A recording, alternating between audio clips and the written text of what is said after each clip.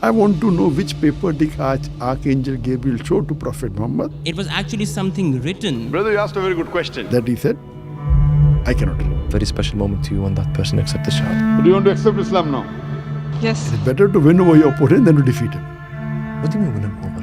Win him over? So Quran says, فَاسْأَلُوا أَهْلِ الذِّكْرِ إِن كُنتُمْ لَا تَعْلَمُونَ. Terrorist organized bombing in Dhaka in Bangladesh. Inspired the terrorist in Bangladesh to kill the 21 foreigners. The moment we went to file, the police threatened. So at that time, Sheikh Ahmed Didat, what he did at that time was the best. Son, what you have done in 4 years had taken me 40 years to accomplish. Alhamdulillah. For a Dai, learning Arabic is very important. Very important. Is it a fard? No.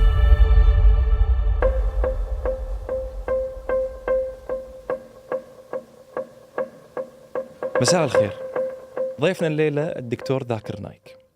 هذه الحلقة مختلفة بالنسبة لنا لعدة أسباب. أولها طبعا هو الحديث عن تاريخ وسيرة الدكتور ذاكر نايك. والسبب الآخر هو أنها تجربتنا الأولى في البودكاست باللغة الإنجليزية. مثل ما عودناكم بدون ورق يعتز بهويته العربية. احنا نفكر بالعربي، نتحاور بالعربي، ونسعى دائما لتقديم المفيد لجمهورنا العربي. مع هذا كله رأينا أن تقديم هكذا محتوى ربما يضيف بعد آخر أو تجربة مختلفة لجمهورنا، ولهذا السبب تهمنا آراءكم وملاحظاتكم على هذه التجربة. وطبعا تقدرون تشاركونا انطباعاتكم عن طريق التعليقات في اليوتيوب أو عبر منصات التواصل المختلفة. وقبل لا نبدي ودي أشكركم على دعمكم المستمر لبدون ورق. هذا الدعم حافز لنا لتقديم الأفضل دائما. معكم فيصل العقل وأتمنى لكم متابعة ممتعة. Sorry? Yeah, 3 cameras, we're rolling. We've started the interview. Is this your first podcast interview or have you done a podcast interview? I've done a few before. Podcast, huh? Welcome to Bidun Waraq. You being our first interview that is conducted in English for us, it's an honor. We're happy to have you in Kuwait before anything else. So welcome to Kuwait, welcome to Bidun Waraq. It's my pleasure to be here. Thank you. If we wanted to start from a specific place, we thought about the different areas we can start from, but if I wanted to start from a specific place, I would pick Bombay, specifically from 1965, from the 18th of October when you were born.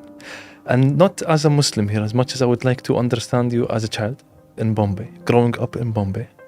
How was it?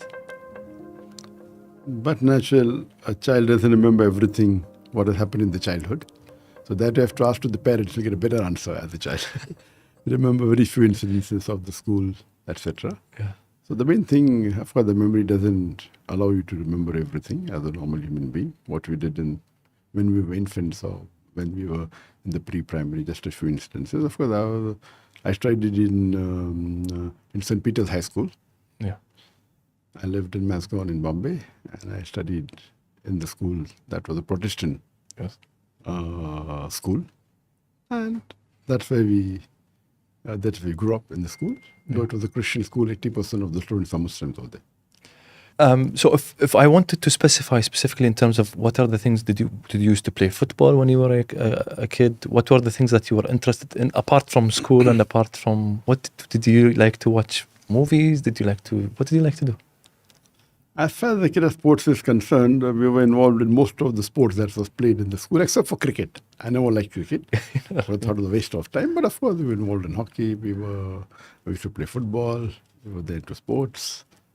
Yeah. And the games we used to play, different badminton, table tennis, indoor games, and swimming. All was part and parcel, horse riding. But cricket, you said it's a waste of time, specifically. Yes, that's the waste of time. Well, at our time, when we were in school, the cricket was for 5 days, one match. 5 days, and everything depends upon the weather and etc. So you spend 5 days on the television. Each day maybe 10 hours, a little bit less or more. So and then you get the results after 5 days for a test match. Whereas in a football, you get the result 1.5 to 2 hours. It's fast but more exercise for everyone. Yeah. In cricket, it's different. Then they came up with the 1 day test match, then 50 overs, then 20 overs. But yet, it's nothing compared to football. We get more exercise. Football or the other games like hockey. Yeah. What took our attention really when we were doing our research was that you were a stammerer, an extreme stammerer, how you described yourself in one of your talks. And I would like to understand that type of person in general, socially, talking to people. How were you, you being a stammerer? How did you conduct your conversations in general? Before we got to da'wah, how did you... Since the time I remember, Yeah. since the time I can remember, I was a stammerer since childhood. Since the time I can remember, I used to always stammer when I was a childhood. And anyone asked, what's your name? I said, my name is Zakir. And I remember while stammering, I used to even jump many times. So if I jump, the lock opens up. So that's Zakir. So it was many times I remember when I used to stand below the doorknob. And if I'm saying my name is Zakir or answering, and when I jump, I get a bang on the head. So that happened quite a few times. So I was a stammerer which was on a high level. So much so that in school, there was a subject called as public speaking, where the teacher used to give me PF. PF means pass-fail, since you asked me about the school. So there's a grading, A, B, C, D. And then after that is just pass, and one is pass-fail. Mm-hmm. Pass-fail means on the borderline, and that was mainly due to maybe out of pity. Miskin, yeah. Miskin is, yes, needy and weak, but out of pity they used to say pass-fail. So I remember since, from the low grade to up to high grade also, whenever this subject was there, public speaking has to get pass-fail. but you were really good in mathematics in school. Yes, alhamdulillah. Yes, What was it about mathematics that attracted you and you were able to excel in mathematics? I was good with numbers, and that was my favorite subject, mathematics. And one thing in mathematics is crystal clear, right or wrong. There's nothing gray area. So mathematics is something which is crystal clear. So I like that subject. And the answer is accurate. There's nothing like, right or wrong. There's nothing like doubtful. And so therefore I was good in mathematics and with numbers and with calculations. Without the computer I could get or without the calculator, sorry. At that time, computers weren't there at the time in school. And I was good with maths, and in that subject, most of the time I used to get the award for mathematics. I used to get the prize. Logic. It was a lot of logic in mathematics. Yes. Okay, so after high school, you decided to pick medicine.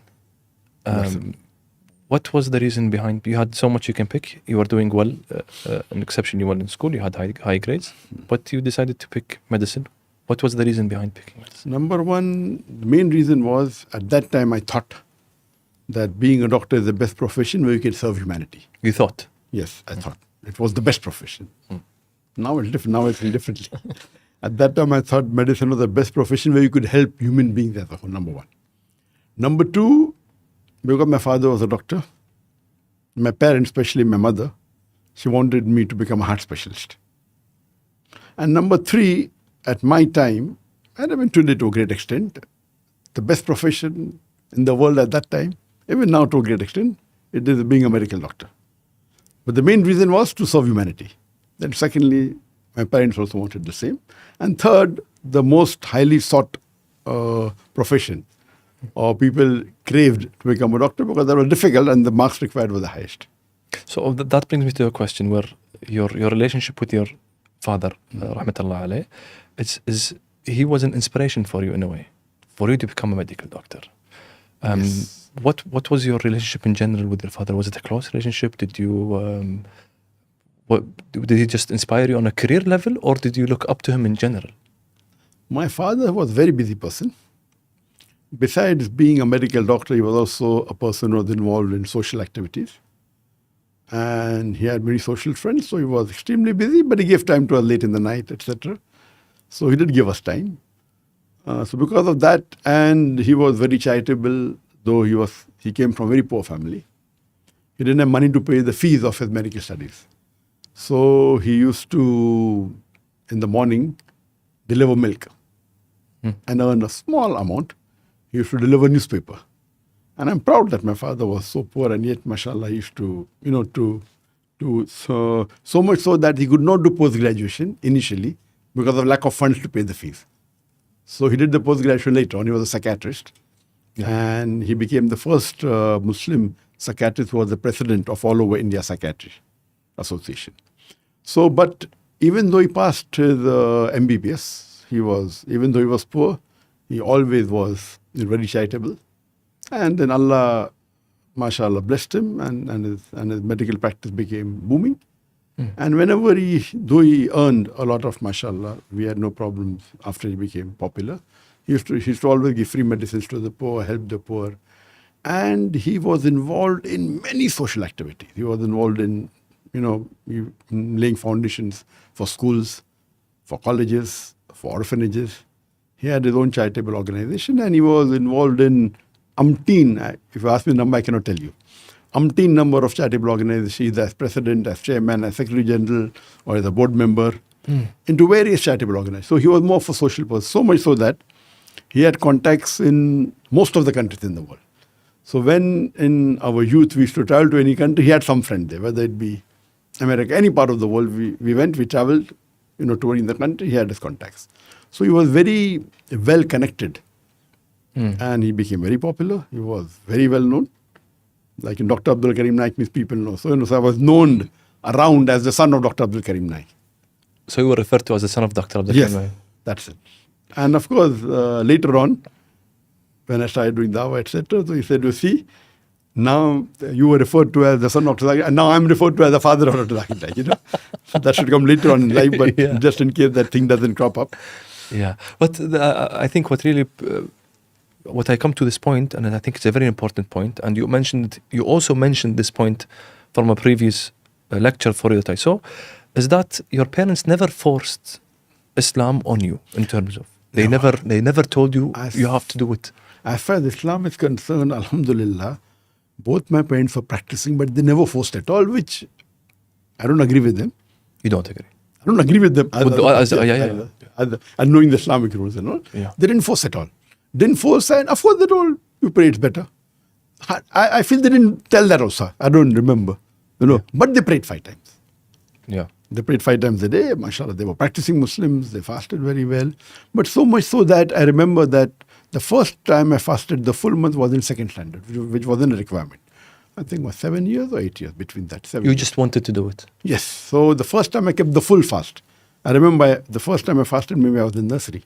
I don't know, maybe 3 years or 4 years. The first fast, a single day. I don't remember, maybe 3 years, 4 years. I don't remember.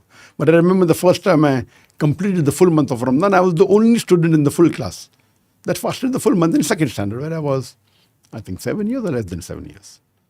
So that brings me to the point that your parents led by example.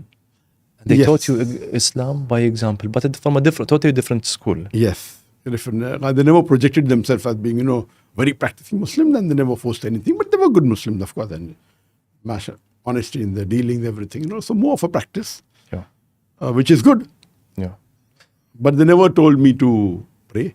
And I remember in the second, third standard, we used to pray twice a day, thrice a day. I remember one of the friends of my mother, when I went to, I think when I was in the 6th standard or 7th standard, when I was about 13 or 14 years, you could say, at the right time when I became an adult. A man becomes an adult at 13, 14. So she told me, do you pray? I said, yes, I pray 3 times, sometimes 4 times, sometimes twice. So she said, son, she was my mother's friend, she was an elderly lady. She said, I'll give you an advice. That when you pray, when you finish your prayer, suppose you pray your salah, pray to Allah that, suppose you're praying Zohar, pray to Allah you don't miss your Asr. In the Asr salah you pray that you don't miss your Maghrib. In the Maghrib you pray that you don't miss your Isha you pray. That's it. Do it for 40 days only. That's my advice. I said, okay, no harm. So I did 40 days and then that became the habit. My habit. So never did we rarely remember that we missed any of the Fard Salah. I want to connect the points where growing up in India as a Muslim before, and I want to come towards our end of the conversation of Islam today in India. But growing up in the 60s and 70s in India as a Muslim and in Bombay at the time, how was it in general?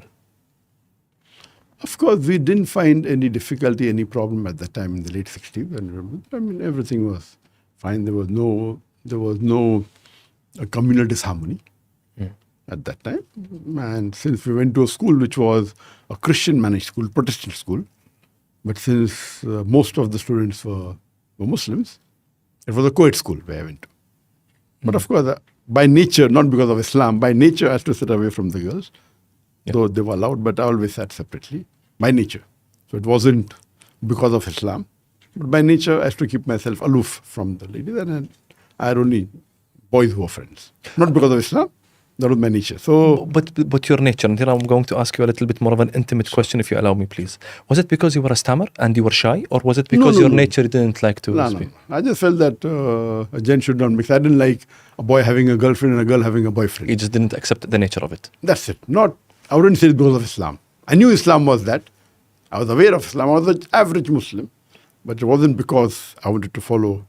It was just a nature. So I was away from this. Maybe just, how are you, fellow? Thank. Never used to shake hand with a girl. So, this is a boy who's, so it was common. It wasn't very common at my time. But it was known that shaking hand with a friend, there's no problem. Anyway, maximum, hello, how are you?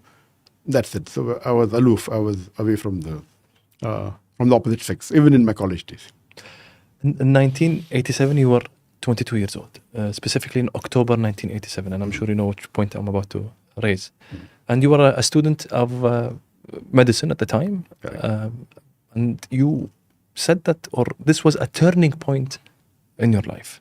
Correct. What happened in 1987 that it was a turning point in Sheikh Zakir Naik's life? In 1987, in December, my father told me that there's a person, Sheikh Ahmed Didat, has come to Bombay. And he's staying at my friend's place. Let's go and meet. Who? Ahmed Didat. You didn't know Ahmed Didat? I knew him, but I'd seen maybe one of his videos. Rarely, not really. Okay, there's maybe one video for half an hour here and there I'd seen. And my brother said he should come. So just for the sake of my father, they called me. I went along with my brother at the house of my father's friend. And then I saw this person, mashallah, massive person with a white beard, and How was his charisma when you first saw him? He was, mashallah, he was elderly person but looked young and well built and a tall person. So that time my elder brother, Dr. Muhammad Naik, he is 5 years elder to me. That time I was involved in many activities in the colleges. He was the Secretary General of the Students' Union. So he was a very good speaker, my brother. Very good speaker, very eloquent in English, knew how to.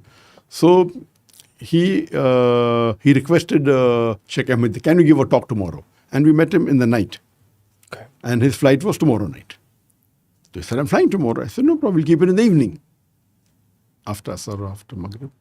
So I said, you have less than 24 hours. Now it's night time. How will you do publicity? So we are talking late in the night at 10, 11 o'clock. You cannot give ads in the newspapers because in newspapers they have to give it, in the evening so that it can come in the newspaper. There was no social media. So my brother requested and my father insisted, okay, why don't you? He said, okay, fine, no problem. He agreed.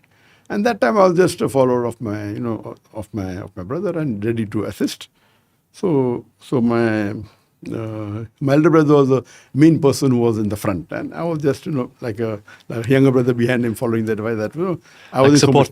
So yeah, fully. I was the full I was the backbone, but he was the main person who was there. So my father, being, as I told you, is very popular. My father started making phone calls in the morning, and he booked the hall in one of the engineering colleges of the Muslims. And my father was a board member of one of the largest Muslim institutes of India. The second large, Anjuman Islam. MashaAllah. So since he was a board member and one of the most popular person there, so it's so easy for him to book the hall, which had a capacity of 1,000 people only. At that time, 1,000 was great. Okay. So then we organized a talk and they gave the hall complimentary, and my father started making phone calls. And because of the contacts of my father, that time in 1987, in December, we got the creme de la creme of the Muslim audience.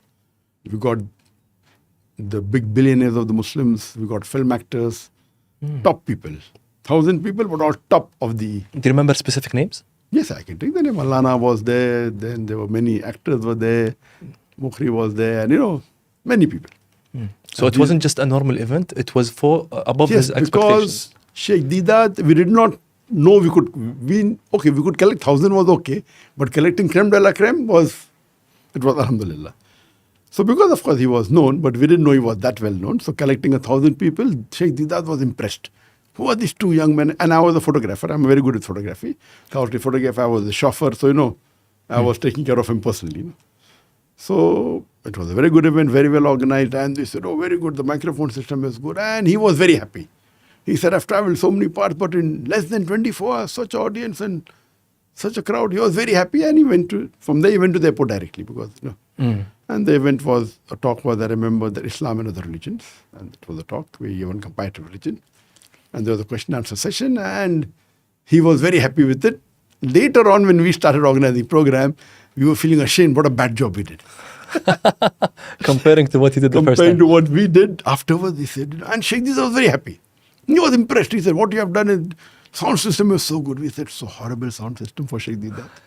And he was thinking it's a very good system. When we learned about technology and of the cameras, we thought, we realized, we were fools at that time. But then he was very happy that who are these two youngsters, at such a short time in Bombay, without publicity, without any media, they got 1,000 people came to Lakram and Kala. So he agreed to come after 6 months to India again. And that time he came for approximately 3 weeks, 18 days to 3 weeks. And in the short span, we had, I think, we were there for about 2 weeks. Yeah.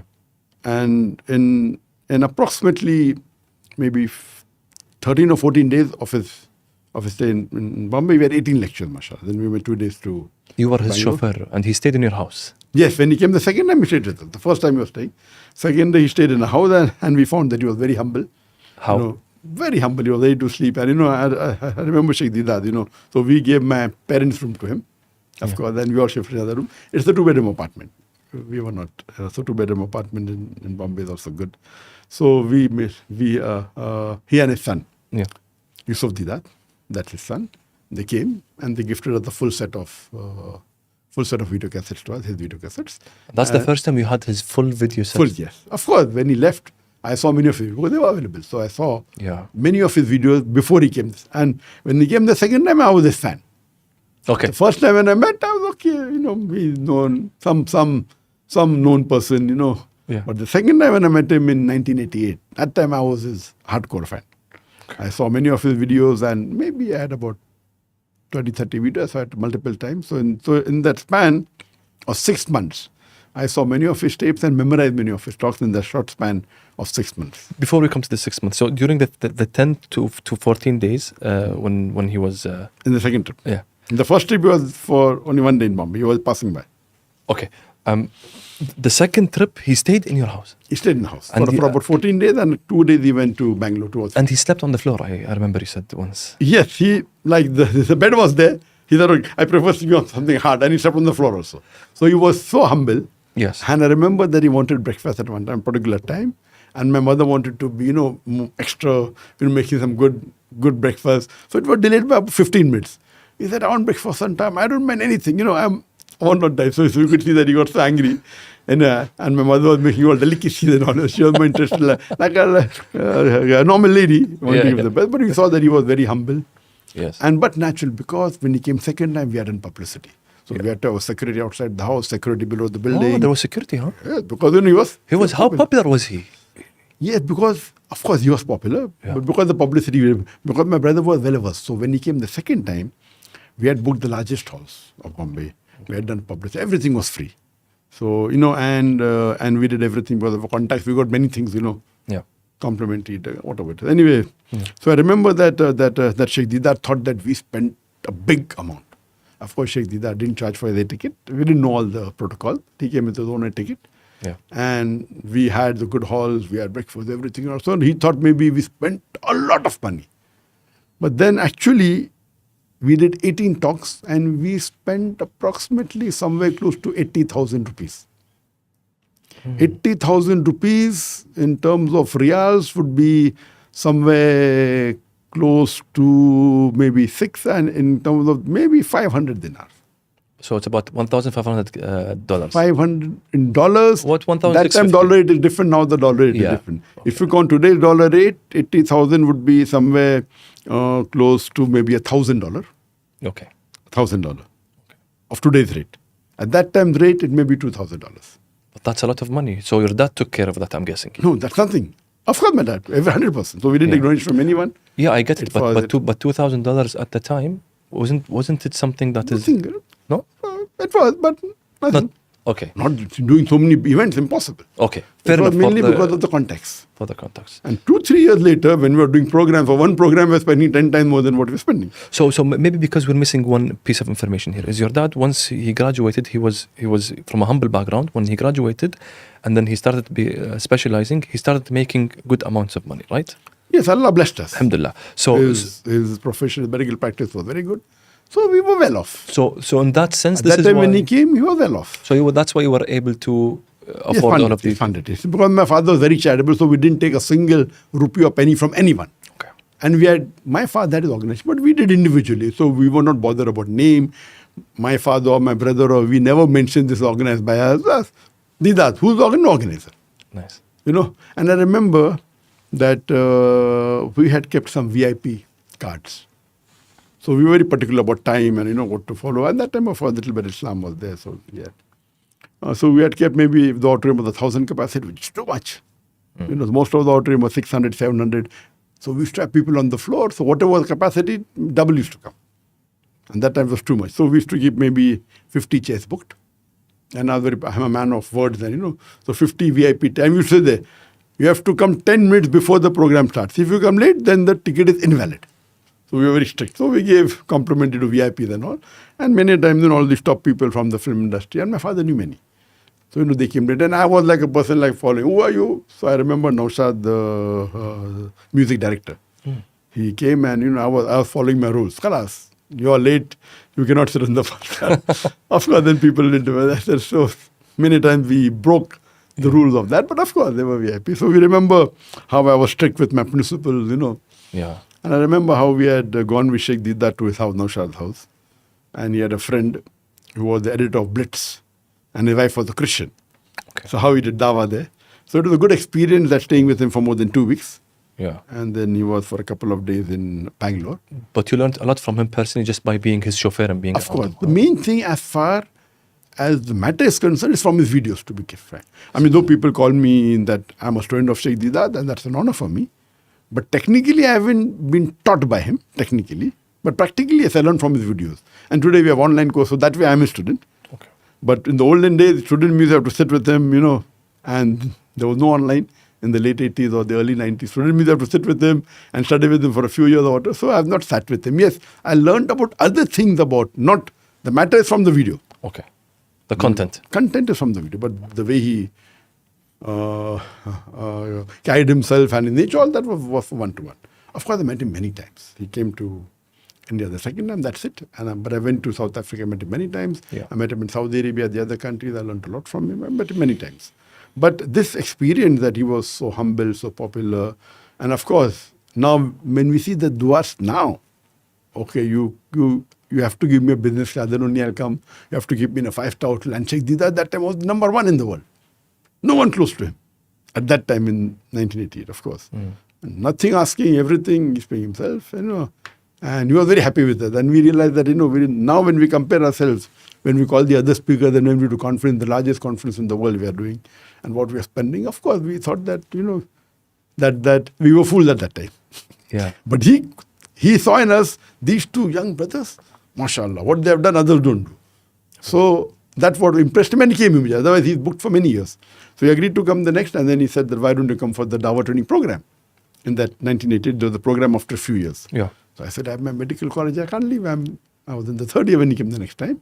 And when he came in the mid-88, it was I think, August or September, he said, we are going to choose 20 students, but I can give you a seat and all. He was impressed with me. I said, I'll try. And I could not. Of course I could not, because I'm in the medical college and I could not leave for a 2 months course. So I wanted to go, but I could not, and I missed it. So What did you do? no, I didn't go there. I know. So what did you do for not going? So you just stayed. He's in South Africa. You just continued medicine. I have to continue, because medicine was there. Okay. But then, of course, after meeting him, it increased. I got more number of video cassettes. Yeah. I used to do dawah in the medical college. And the medical college, the percentage of Muslims were hardly 3%, 4%. In population, we were 15 to 20%. In the medical college, 3 or 4%. That's it. And there were hardly any Muslim friends. So when I used to do dawah in the medical college, my Muslim friends used to, run away. That being with Zakir, we'll get beaten up. So they should run away and I has to be alone there, trying to use the techniques of Sheikh Didat. And then that time Sheikh Didat, when I met him the next time, I think in 88, You went to South Africa. I went to South Africa. In 88, I went to South Africa during the holidays. Do you remember the first time you gave da'wah? Your first time you tried to do da'wah? Or First time, the incident was, I remember that in a building, the name of the building where I stayed was Rosary House. Rosary means a tasbih, a subah. okay. Rosary in English means tasbih. It was a Christian building where majority Christians were there. There were only 3 Muslims. Out of the apartments, 32 plus 14, there were 46 apartments. Out of 46 apartments, only 3 were Muslims and 3-4 were non-Christians. More than 35 were Christians. So it was a Christian building. So my dawah started in the building. In that building is In that building itself, and I remember there were 2 other Muslim families at that time. After, of course, the majority became Muslim in the building later on. So I remember doing dawah there with my friends who were in my class. And I remember they saying, Zakir, you're winning because you're very good in speaking. And my friend's name was Vivek. And I told Vivek, you're telling me this? You're my classmate. I stammer? And you're telling me I'm good in speaking? So he was shocked. Like, when a person loses the debate, he gives excuses. Yes. And I remember that when I started speaking to non-Muslims, my stammering vanished. Vanished, absolutely. Absolutely. I was very fluent. The moment I start talking to a Muslim, it comes back. So it was like a miracle that when I'm speaking to the non-Muslims, whether Hindu or Christian, my stammering absolutely vanished. 0. Immediately, after 2 minutes, I come back and speak to Muslim again, I start stammering, Wow. with jumping and with, and my stammering was excessive. It wasn't low or moderate, it was excessive stammering. And it was very evident. So when Sheikh Didat gave that video cassettes, we thought that, we have to now start doing dawah. So we thought of giving it to a video cassette library which rented movies, Hindi movies and English movies, which is haram. So we gave to the Shazia library and he agreed that if you give me the original set, I will give you 2 copies on TDK, Japanese. So our deal was fine. We wanted to, but we wanted to have a copy. So we gave him a full original set. Yeah. In return, he gave us 2 on Japanese tape. Okay. So one we kept it as a library for other people to take it from home, and one we kept it as a safety, the masters. Fair Our backup master. That's what it's called. That's what we do for our podcast as well. We keep our masters. So Okay. we keep 6 or 7 in different countries. Different So we do countries, backups, huh? yes, different countries. I know you keep in 2 offices, not different countries. That's in the city where we stay 2 offices, but we keep at least in 5 or 6 different countries. Wow. Okay. And so, because we feel it's valuable for us. It is. Yeah. So I remember that time, and that person, of course, he was a Muslim, and he didn't intend to make any money. Yeah. Fortunately, unfortunately, people weren't happy with the service. Why I'm saying fortunately, unfortunately, if the service was good, then maybe we wouldn't have started an organization. So because the service wasn't good, people complained, and I said, okay, he's giving free, he's not money, so why are you complaining? Anyway, they used to complain. Then we decided to start a video cassette library, Islamic video cassette library, and the main speaker would be Sheikh Didat. Okay. So at that time we had maybe, I'm talking about a couple of years later, of course. Yeah. We had gifted, I remember, I think it was close to 87 videos of us when we gave. And then, of course, when I kept on traveling in different parts of the world, my passion was to collect any and all of Islamic video cassettes and books. So when we traveled, we saw to it that any Islamic cassette, good, bad, ugly, we used to purchase. Okay. Any Islamic book, we used to purchase. But what made you now you've more or less started doing da'wah, practicing it. You are you were still a medical student at the time, correct? Yes. So you were still a medical student at the time. You're still doing da'wah, and then what was the reason behind you pursuing that path? What was it? Was it personal? Was it, again, I'm going to bring you back to being a stammer, and when you preach or when you talk about Islam to non-Muslims, you don't stammer, it's vanished. So was that part of it? What kept you going? The thing that kept me going, when I convinced them, I felt happy. MashaAllah, the person is a mushrik and he's accepting Islam. And accepting Islam came later, accepting my arguments. And that time, tell you frankly, before meeting Sheikh Didat, I was an average Muslim. Praying 5 times a day, mashallah, fasting in the month of Ramadan, as the average Muslim, I would call. But there was no passion of dawah until I met Sheikh Didat. Not practicing Muslim, keeping the fast, everything, and praying. But after meeting Sheikh Didat, the passion of dawah, conveying the message came. And that's how I started speaking to my friends, to my colleagues in the medical college.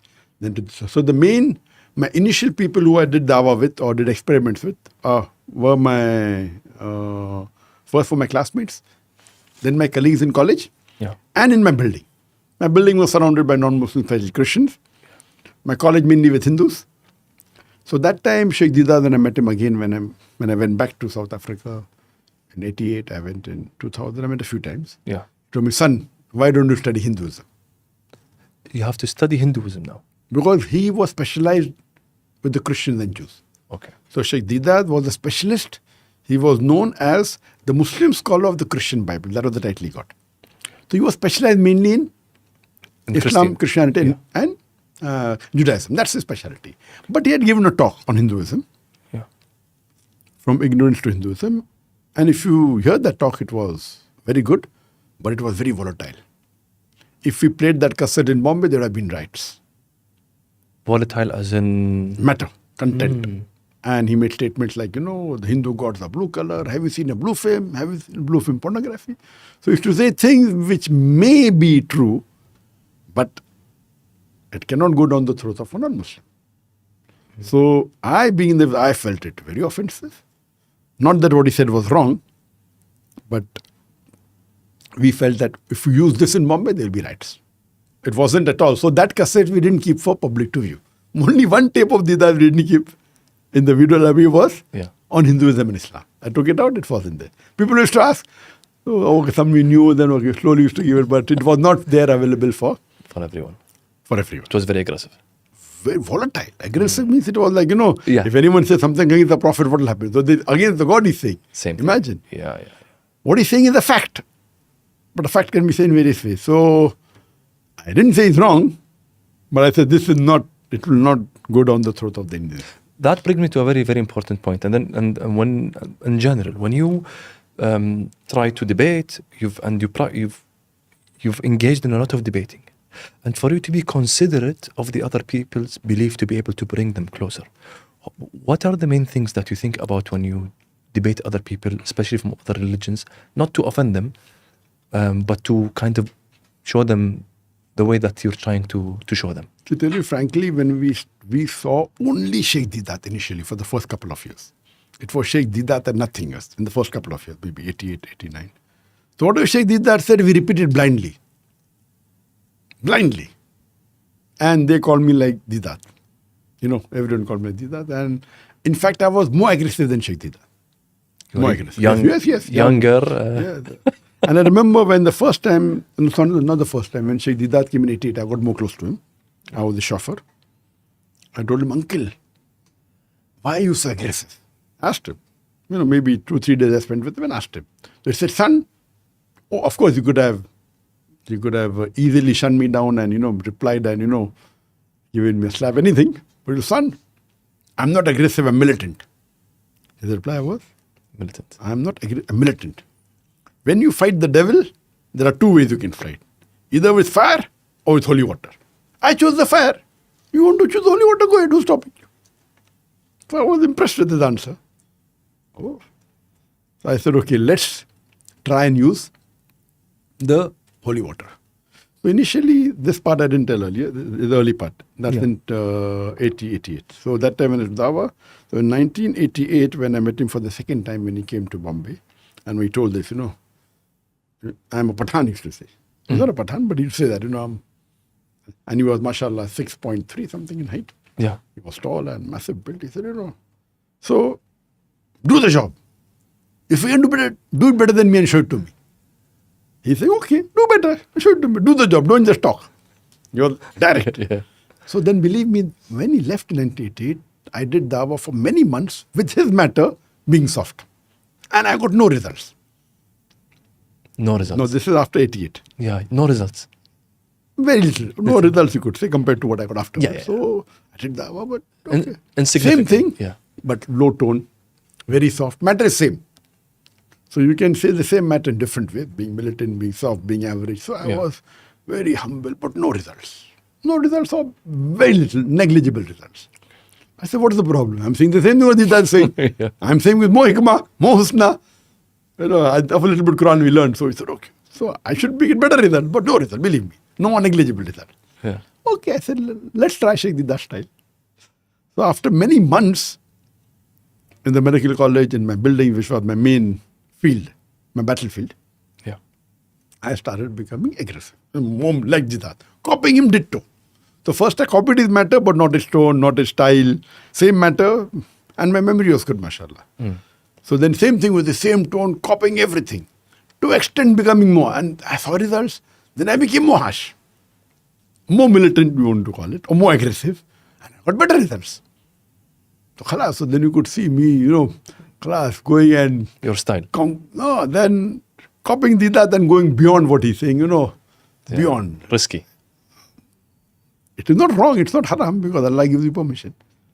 So therefore I tell people, see, what Dida did is not haram, he's not breaking any rule. You're not following, you're not doing dawah, you're breaking the rule. Yeah, but at the same time, you mentioned at the beginning that there were some tapes for Sheikh Ahmed Didat that if you were able to show them. Oh, you would get rats. Yeah. So how were you able to become more aggressive but be also considerate at the same time? No, this is a different thing. One thing you have to realize that in India, when we speak about Christianity, it's very safe.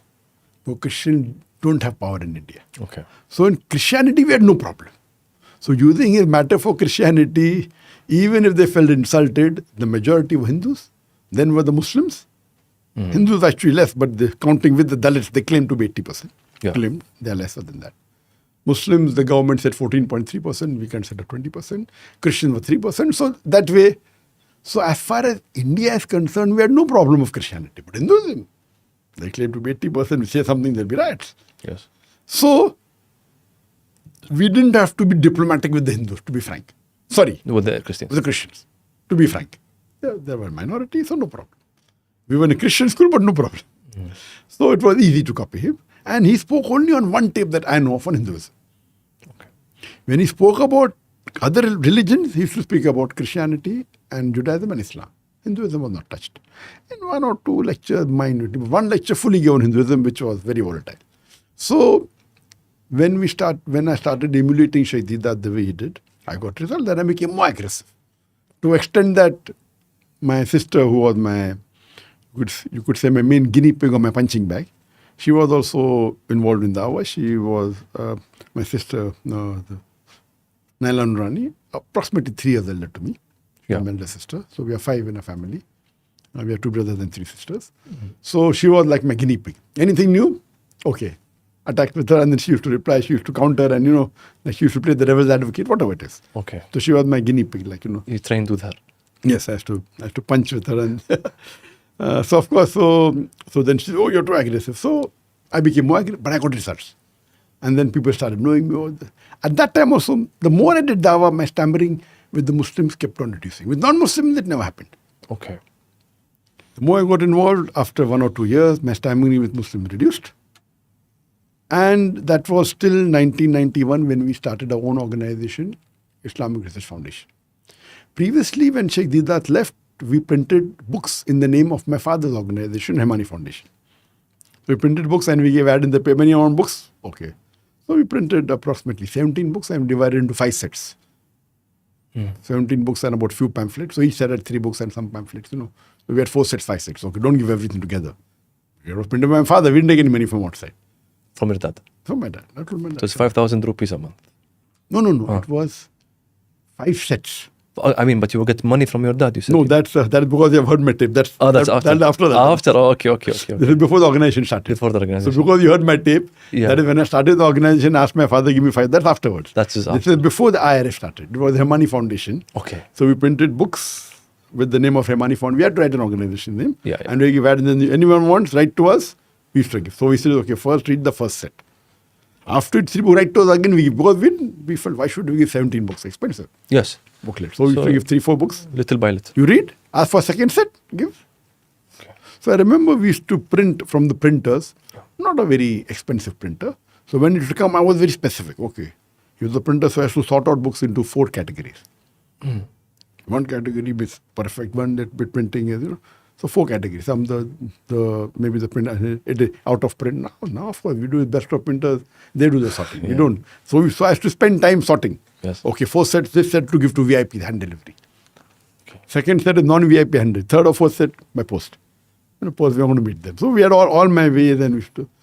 So I remember we used to give the books, and that's how we started the organization. And then we thought of making organizations especially for Dawah. This was Himani Foundation for social activities, helping the orphans and other various activities. But it wasn't for Dawah. Before we speak about the foundation, Sheikh Zakir, I would like to speak about when Sheikh Didat asked you to learn Hindu, the religion of Hinduism. Did you learn Hinduism? Yes, of course. So you went and you took courses in Hinduism? Or how did you learn? I just read books and I saw video cassettes, so mainly from books and video cassettes. So it's very important to understand the person in front of you and how they think before you can actually debate them. So what I'm trying to get to is here about debating people and arguing. And you also mentioned before in a different interview or part of our research is that you were at this point in college, you are known for being a very good debater and you did argue very well. Yes, in the school. From school time. From college, school time. of course, from school time. So from school time, though as a stammerer, I could prove white as black and black as white. That was mine. So what's the main skill set that is required to be able to debate efficiently? Main is the logic. Logic and how well can you convince. So many a times you may know the truth, but how to use the truth to make it fit your point of view. So one thing I have to always say that Quran says, "Wakul jahalak wadakal batil in baat karna zawqa." That's a fact. That when truth is hurled against falsehood perishes. For falsehood is by its nature bound to perish. That is practical. But debate this doesn't happen always. Because what the Quran says is practically truth will win. But in a debate, it's a perception. Okay. Debate may not be always the truth. How you present yourself. If the opponent is weak, and if he's for Islam, and the person on the other side is a good debater, he will defeat. That doesn't mean Islam is weak. So therefore, debate, this point of the Quran is a reality. It is not meant for debate. So in a debate, I have to always tell my student that don't let the person who has the maximum knowledge to go and debate. Let a person who has the debating skills to go. So a person has average knowledge and good debating skill is a better debater than a person who has extreme good knowledge but has no skills of debating. Even if he has less knowledge, again, it proves his point. So debating is an art, which Sheikh Didat, mashallah, had that. And we built on it.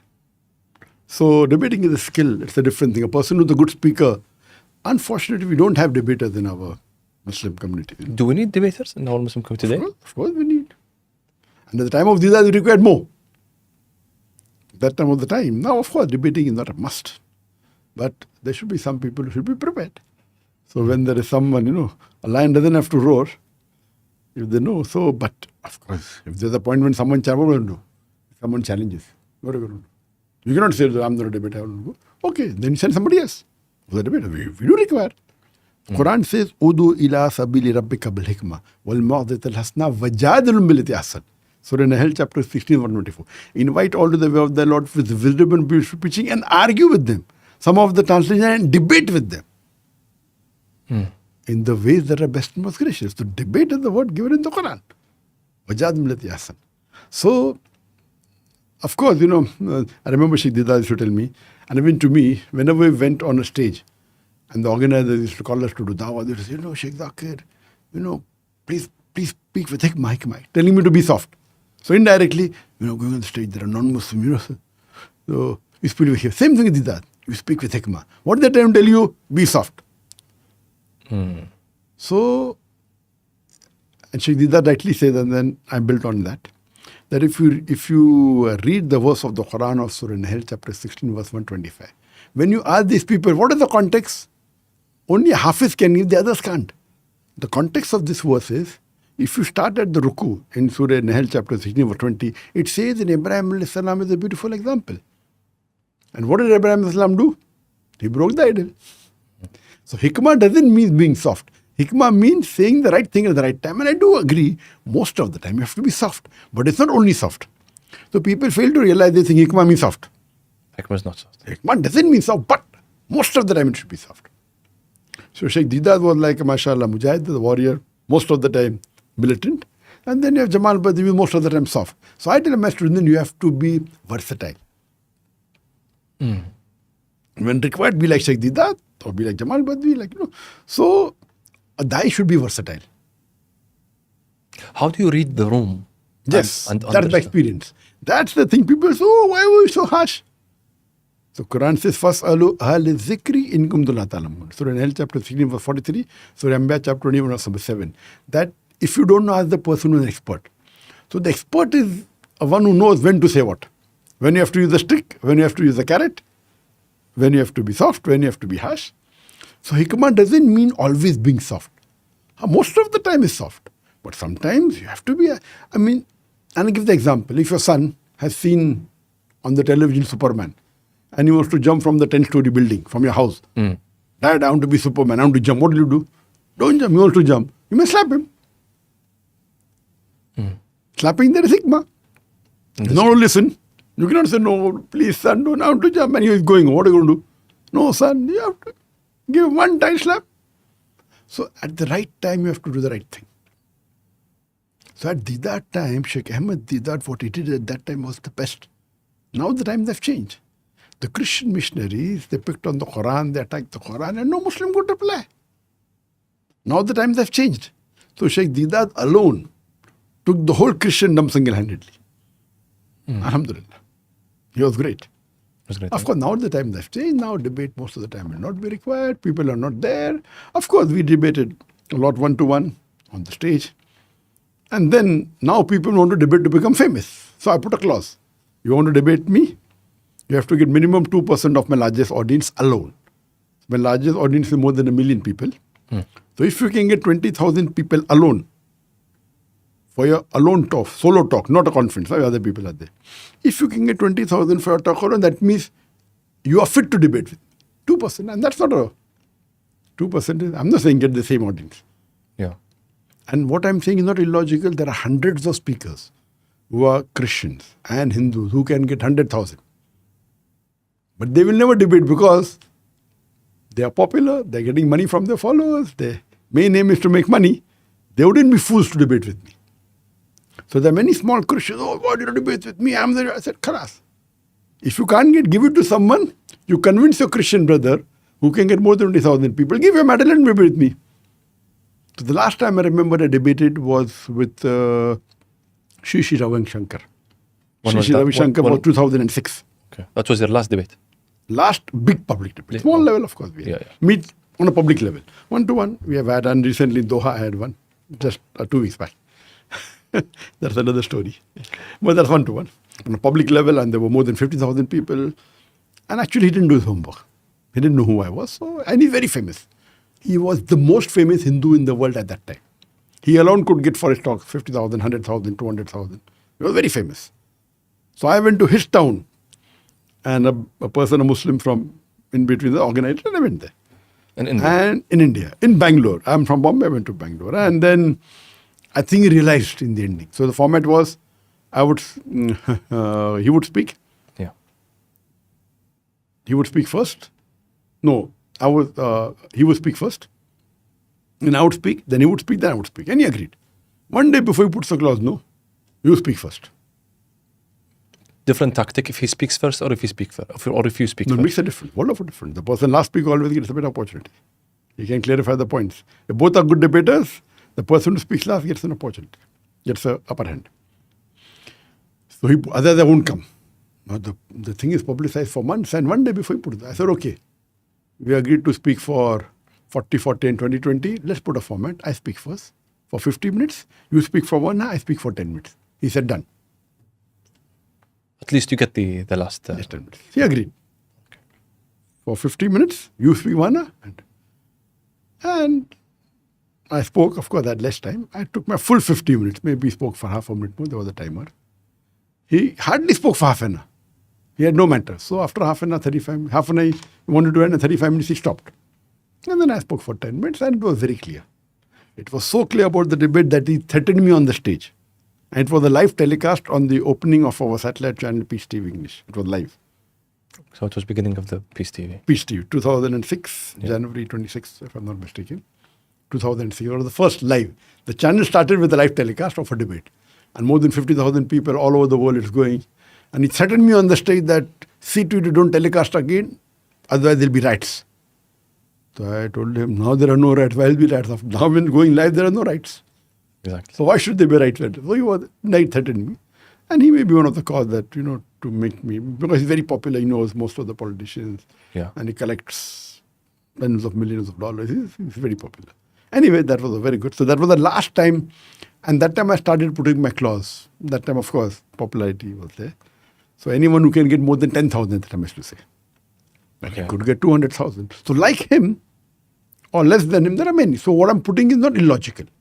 There are tens of people in India, Hindus and Christians, who can get easily more than 20,000. All these people are evangelists. You go to America, you get... Why did you stop after 2006? I didn't stop. I'm willing now also. Someone who's of caliber. Of caliber. Of course. Anyone who can get 20,000 for his talk, anywhere in the world. For a solo talk, I can debate with him.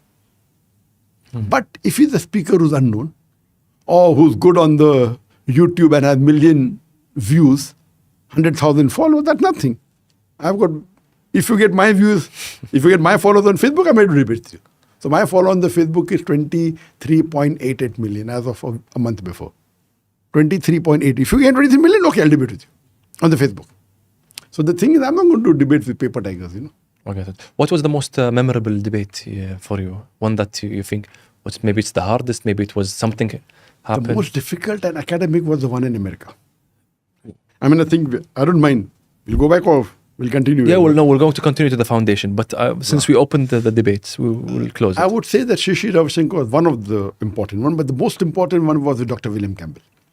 Dr. William Campbell, he wrote a book in the 90s, I think. He wrote a reply to Dr. Morris Buckle books. If you have heard of Dr. Morris Buckle. No. He wrote a book on Quran and Bible in the light of science. It was a book trying to prove that the verses of the Quran are compatible with modern science. He was a French non-Muslim who accepted Islam. He was at the French Academy. And he wrote a book. And that was the most popular book on Quran and science. So William Campbell is a Christian missionary. He's a medical doctor, knows Arabic as a language. And he got a PhD in writing a book against Islam. So he published this book, Quran and Bible, of the similar topic. That was Quran and modern science. Yeah. Dr. Morris Buckle, he wrote a book, Quran and Bible in the light of science. Okay. And this book was used in the Western world against the Muslims. And he pointed about 30 scientific errors in the Quran. Okay. And no one could reply. So these Christian missionaries used to go to the Muslims in America, at the MSU, at the Muslim Students Foundation organization in Europe. See, this is a book. Reply. No one is replying. And he gave open challenge. So in 1998, I think, or 6, the people from Canada, they wanted to invite me for a dialogue with him. So I read the book. I said, okay, I'm prepared.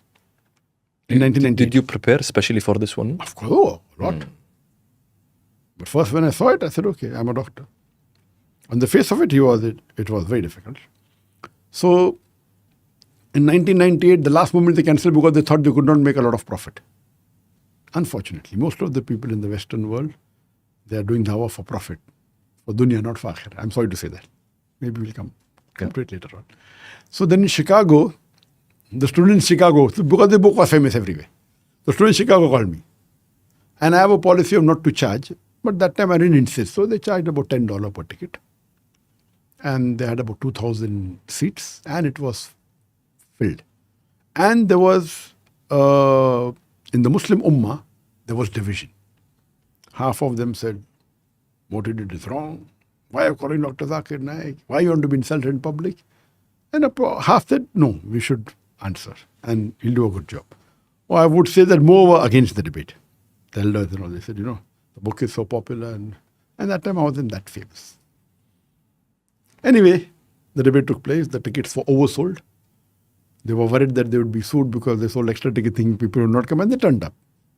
The majority, little bit, I think Muslims were more in number of people coming. But it was in Chicago, and it was very well done, and it was very successful. Allah's help was there.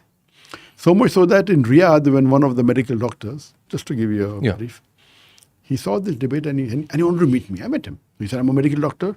Normally, and I'm a fan of Didat, but I've never watched a single debate of Didat in one sitting. It takes me about 4 or 5 sittings, half an hour. The next day, half an hour. I cannot watch together. I've never done that. And Sheikh did that debate for 2 hours, some 3 hours, so I watch it in 4 or 5 seconds, half an hour, 45 minutes maximum. So it takes me 4 or 5 different days, maybe, To watch it. So once I went to my friend's house, and he was seeing the debate of William Campbell, and he heard William Campbell attacking the Quran. He spoke first, then I spoke. And he was shocked that what he's saying is a fact. He's saying, okay, this is the thing in embryology. And he said, we learned in embryology. So what he's saying is correct. That means Quran is wrong. So he heard it, being knowing English well, being a Saudi. Then he saw me coming. So he saw it. So he could not stop the debate. He saw it. Then I came on the stage and he saw me the first time. He said, Khalas, this person is bought. They bought a Muslim. They paid him money. Who is this young person? Now so I'm young, but that was the year 2000. So they saw me with a black beard and a young person, skinny person coming. So he was convinced that these people have paid to this Muslim to get humiliated. So he was very angry. But he said, I want to see what they reply. Yeah. And he said, the class, we're going to lose because he's a doctor. And this person is young, he's experienced. What will he reply? In Hindi, non-Arab. So when he heard the reply, he was so shocked. And he saw the full debate with the question and session. He wanted to meet me. And when I came to Riyadh, and that time I used to go to Riyadh often. Yes. And so the thing is that what he mentioned was, unless you don't have debating skill, you'll not be able to reply. See, many a times in debate is nothing to do with knowledge. It is something to do with logic. Logic, huh? Therefore, you may not, if a person who has knowledge and has the skills, of course, it is nothing like it. There is also a part of it, emotion as well, don't you think? In debate? Emotion, yeah. Emotion in terms of being able to emotionally affect people. That is a presentation skill. Presentation skills, huh? Okay. You are emotional and trying to win. That's called presentation skills. Okay. That's for every lecture, not only for debate. Okay. So I'm not talking about like the charisma and stuff. That's for a speaker. Okay. So that is part of debate. Yeah. But a person may have charisma but doesn't know how to debate, useless. That's different. Yeah, that's different. So in a public speech, when you give a public talk, according to research, the matter you speak carries only 7% of weightage. 93% is presentation skills. How do you modulate your gestures, your eye-to-eye contact? All this carries 93%. And that's another topic which you can speak fast together. But debate, this is there. That is separate. You have to have presentation skills to be on the stage. But if you're a good speaker, a very good speaker, but not a good debater, no, you should not go. How do you stay, sometimes because when you're debating someone, they can be sometimes very charismatic and they can have very good points. And how do you stay cool, calm, collected, composed, and be able to to be able to explain your points in a very calm manner? Because once you lose your cool, you start losing the debate. How do you? In the debate, you cannot lose your cool. If you lose your cool, that means not a good debate at all. So how do you stay calm? Never, not a debate, even in the question and answer session. Yeah. You cannot lose your cool. And there are people who experience to lose their cool, and we can come to know. How do you stay cool?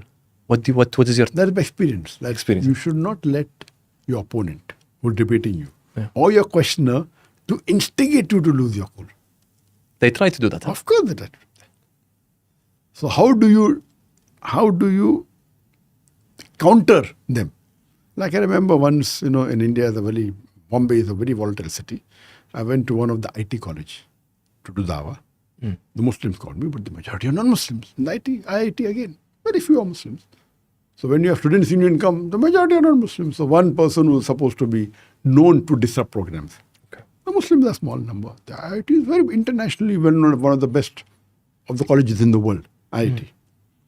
And one was a person, they are known to be like goons and big. So he entered, and people, Muslims are worried, okay, Khalas, he's coming, he's going to disrupt our program. And the question answer started. So I told him, brother, don't call me brother. I'm not your brother. In Islam, every human being is a brother. If you're not a human being, you're not my brother. So how to reply at that time without getting angry? To win the situation. To win the situation. In a debate, you should not try and defeat your opponent. You should try and win him over. It is better to win over your opponent than to defeat him. What do you mean win him over? Win him over? Win him over. You try to do that, huh? You should do that. No, you should try. You should do that. See, when you defeat a person, you may win the boxing match, but you may lose him. If you win him over, you win the debate and you win him over also, you become the Muslim. Did you win people that you've debated with? Of course. They accept Shahada? Yes. But a popular person or the public will never do that. A normal person is a one-to-one or many. So therefore, it's better to win him over. Win him over means he's coming on your side and he's on the winning side. You win him over. You win the debate and you win him over. If you defeat him, you win the debate but you lose him. Of course, in the top debates, we give a knockout to him. That's different. That's different. That's different. Because it's on a public level. Because when you give him a knockout, you're winning over 10,000 of his followers. He's a big figure. You can't try to be soft. You have to go for the kill. But with hikmah, you should look, you're very soft, but you should kill him. Kill him means a knockout. Sorry, not that, literally. It means go for the knockout. So you could see the difference that really this Shri Ravi Shankar is known as a man of peace. Many Hindus call him God. You understand? And he got irritated there. That was I won. I won the debate because you could see him getting frustrated, getting angry. He teaches people how to be peaceful and he could not maintain himself. So I won. I was, Shri Ravi Shankar with all my, with hikmah, smiling, and he's getting more angry and I'm smiling more. You could see the difference. So anyone who knows Shri Ravi Shankar, so many of his followers were hardcore fans. They accepted Islam. When he came and touched my feet that we used to consider him God, now you are a God. I said in Islam it's not so, So you could see the difference. So many of his followers made, and after that, he made an episode behind my back criticizing me. So many of his followers said, we are shocked at the nature of Shri Ravi Shankar. He's making videos behind back. He lost the debate and blah, blah, blah, So from today, I'm not his follower. So many videos started popping up. And he had many followers in the West. He has more Western followers than me. He's known for that. So a person who talks about peace, who preaches people to be peace, he's known as ambassador of peace. He's getting angry. So you got your win. That seems to me. I'm feeling that was your biggest win from the. If you were to say that. No, compared to popularity, of course. Yeah. William Campbell was not that popular. As an academic, that was a big more difficult. Yeah, more difficult. You ask me which is more difficult. That the other one was more. An academic, that's academic. Yeah. This, of course, this is in popularity. This is much more popular. Then he sued me, saying he has copyrights. He didn't spend any money. We spent for the full organization. We spent for the recording. We took in writing we are going to record. We took in writing we are going to telecast it. Then he's suing me in the court for 10 crore rupees that we have copyright. Dr. Zakir Naik is making money. Did you lose or win that? Alhamdulillah. You won. You said accepting people or winning people. And I really want to touch upon a point here, which is I think also is as important to mention. You've done a lot of events. And during those events, then during the Q&A, many of the times people accept Shahada. That's called winning over. That's called winning over. How are you able to read people to understand? And what is the strategy and the mindset behind those situations where you're able to win people over and you see this person might be able to accept Shahada now? Sometimes I've been watching some of the videos, out of nowhere you tell them, brother or sister, say Ashhadu an la ilaha, and they start saying it, but I didn't see that coming, but you saw it. So what is the strategy when you see people like this? What are the things that you think about? And at the same time, you'll find sometimes I fire people. So my son asked me, my daughter asked me, why did you fire him? He was such a good person. You would have said Shahada. Now, this is experience. When you come to know this person has come to disrupt the program.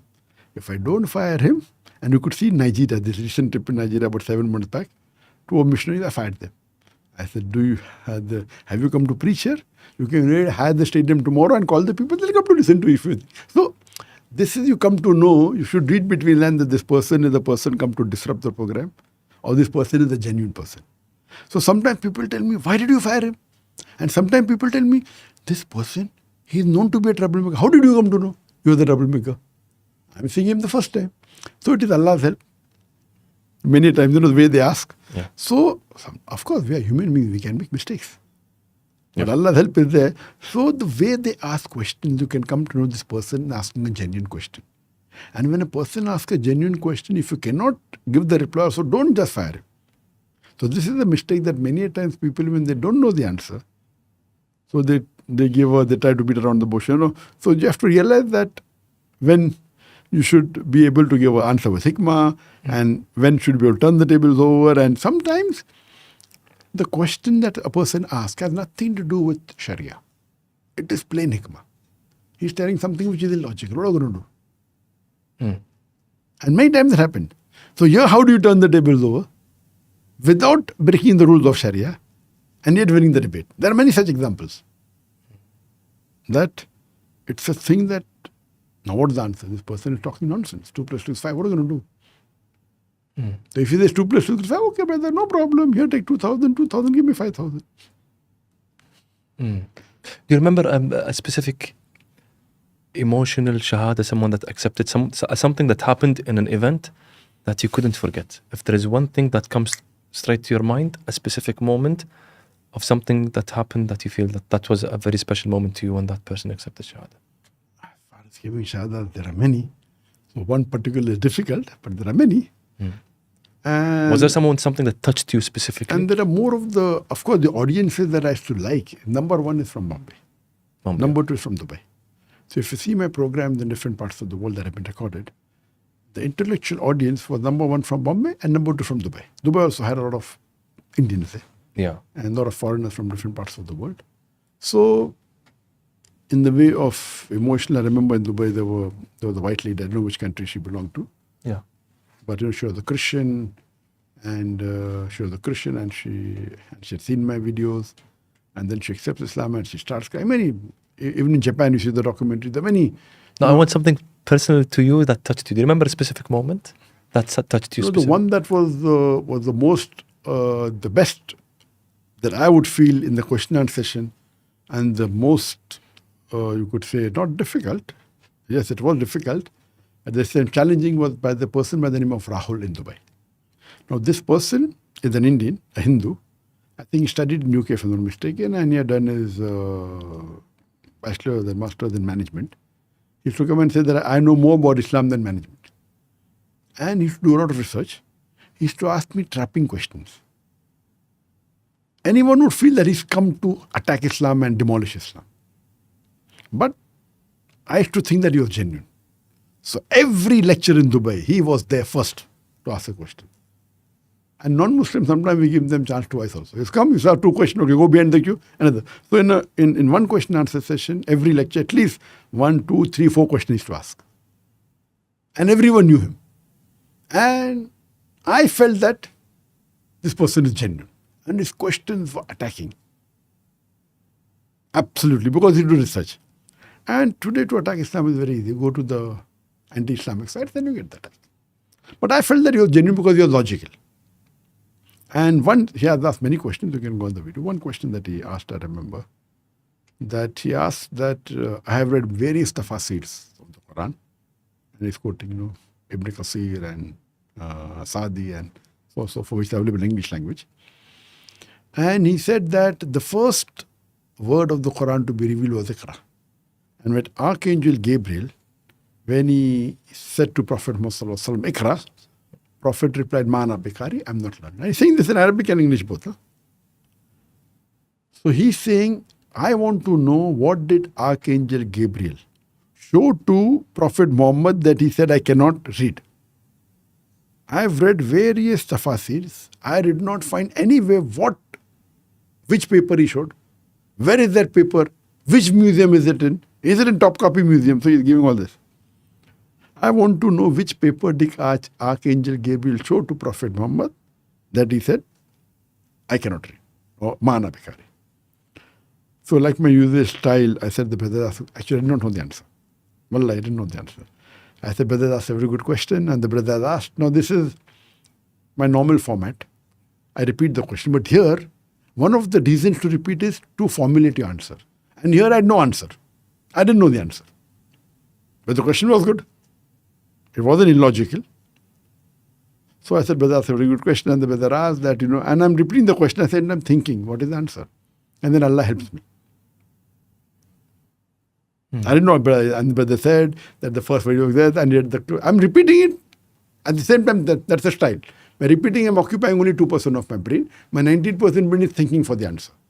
So Allah helps me. And then I asked, brother Rahul, do you know Japanese? He said, no. I said, did I show you any paper that you said no? And he starts to clap like that. You can see in the video. So it was, answer was so short. Nothing to do with Sharia. It was only hikmah. And he starts clapping. And he told me in the thing that I'm not accepted in public. After that, he comes and meets me in the night. The program was supposed to be 8 o'clock till about 1 o'clock in the night. And then he comes and he gives the Shahada. He didn't give it in public. He had his own reasons. That was a very nice moment for you. Very good, of course. The person is asked many questions. And he has made all, but the sad part of it, after that, he never came and asked questions in public. So it's good and bad. Good that he accepted Islam. But after that, when I went to Dubai, he was not there. He was challenging, but you enjoyed him being there. Huh? Of course. And I thought he was genuine. Many people said no. I said he was genuine. And he accepted it. That's from experience, knowing that he's Experience, genuine. of course. Experience. The way the people ask. I want to go back to the foundation that you started. See, now we're trying to go back to that was just around 91. But before I get to Pakistan and your trip to Pakistan, that was another turning point. Did you start the foundation before going to Pakistan or after going to Pakistan? I started the foundation and then immediately went. So you started the foundation and with the help of your dad, because your dad was already charitable. So you told him, instead of giving all of this money to charity, give me a little bit of it for Only me. 5,000. 5,000 rupees that time was $100. $110 a month. Okay. So giving outside so much money, give me $110 a month per year would be about maybe less $1,500, whatever it is. And what was the main goal of this foundation? That is today is the huge foundation, right? Yes. But It has been closed now. It's been closed. We will get to that. But yet the world is... 2016 it was closed, correct? Yes. But before we get to 2016, why it closed, I want to understand why it opened. It opened because, as I told you, that the people who we gave the video cassettes to Shazia Library didn't do a good job. Okay. We gave them in 1988, the cassettes, and 99, 89, 90. So we thought of making the organization in 1990. So we drafted the constitution in 1990, paperwork, we wanted to be properly. So the first option was keeping the same name as Sheikh Didar's organization, Islamic Propagation Center International. So I and my brother had a debate. Should we keep the same name or not? So my brother, he was the opinion, no, we should not keep the same name. I was the keep the same name. The advantage is we get the goodwill of Sheikh Didar. Correct, everything. My brother said, no, this is not an open country like South Africa. In South Africa, you can openly propagate. In India, by law, you can. But it will not be good to say we are a converting center or a center to convert people or to propagate. So let's keep Islamic Research Foundation. And he being my elder brother, at that time, of course, I should listen to what he used to do. At that time, I was very young. So I said, khalas, what do you say we'll do? So when we started the organization, he was the president, I was the secretary general. Nice. And my father was there, and we took some other 2-3 people, and we made that. Maybe, I think. Secretary General?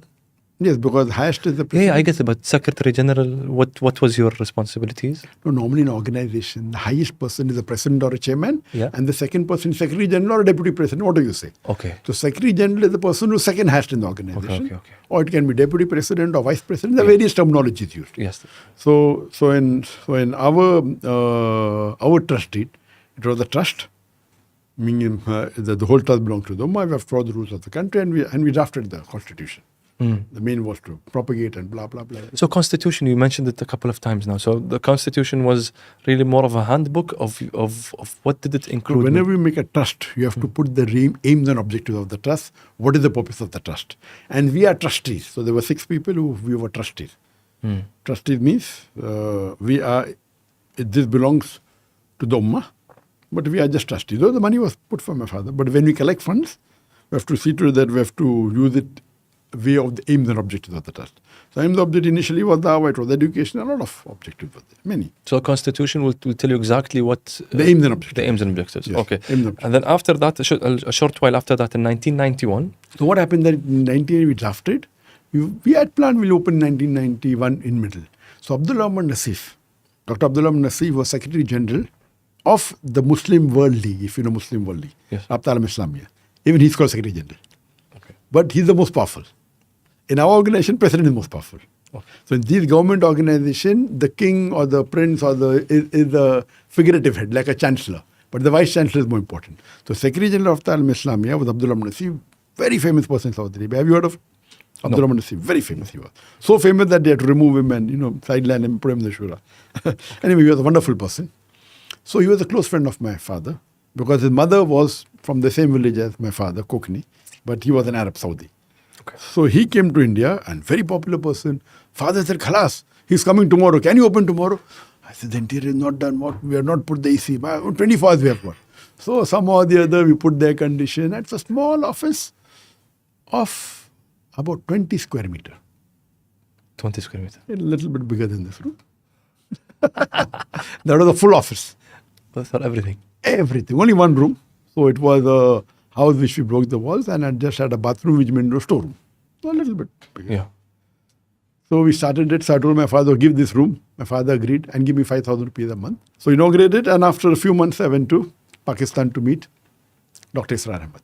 One thing happened that after I got inspired by Sheikh Ahmad Didat, because of him, I started listening to other speakers. Otherwise, I never used to hear any talks on Islam. Inspired by Sheikh Didat, only heard him. I finished his tapes, saw it once, twice. How many? We only had about 100 tapes. You memorized Sheikh Ahmed Didat, huh? By يعني. Yes. Because you Many years, most of it. a lot of it's memorize the matter, the style, the tone, everything, and the tune in Arabic. وَإِسْقَالَتِ الْمَلَائِكَةُ يَا مَرْيَمُ, and we all the angels said, "O Mary, inna Allah astafaki wa taharaki." So not only the Arabic, even the tune, and if you made some mistake, and I made the same mistake, so it was like ditto, even the tune and everything. Yeah. I mean, this tune is not correct. It's not following the makharij. Khalas, forget the makharij. It's allowed in the speech. So memorize that. And what he used to, if you at that time, man, to memorize any other verse of the Quran, very difficult for me. Yes. But hearing him, it was very easy. But that brings me to a point, and maybe we can go a little bit to 1997 and come back to your trip to Pakistan. And because you mentioned now Arabic and the verse and stuff, you tried in 1997, was it? You went to Medina for 2 months. You were supposed to stay for 5 months to learn Arabic, 6 months. or 6 months. You stayed for 3 weeks. Three and a half weeks. Okay, so you were supposed to learn Arabic, Al-Quran, and all, because خلاص, you are spreading the word of God. You're propagating Islam. You felt the need of understanding Arabic better and directly, and memorize the Quran in a proper way, and learn Hadith as well, because you wanted to do all of that. How I want to understand that, because to me, being a Muslim, Arabic as well, for me, it's by default. I feel that you should know all that. But maybe for the type of activity that you're practicing, maybe it is not. I'm asking you: how important is it to learn Arabic and learn the Quran and memorize? For a Dai, learning Arabic is very important. Very important. Is it a fard? No. Is it important? Yes. Very important. One of the most important, but not a fard. Of course, the most important would be help of Allah. As Allah says in the Quran in Surah Imran chapter 3 verse 160, if Allah helps you, none can overcome you. If Allah forsakes you, who is there, then who can help you? So let the believer put the trust in Allah.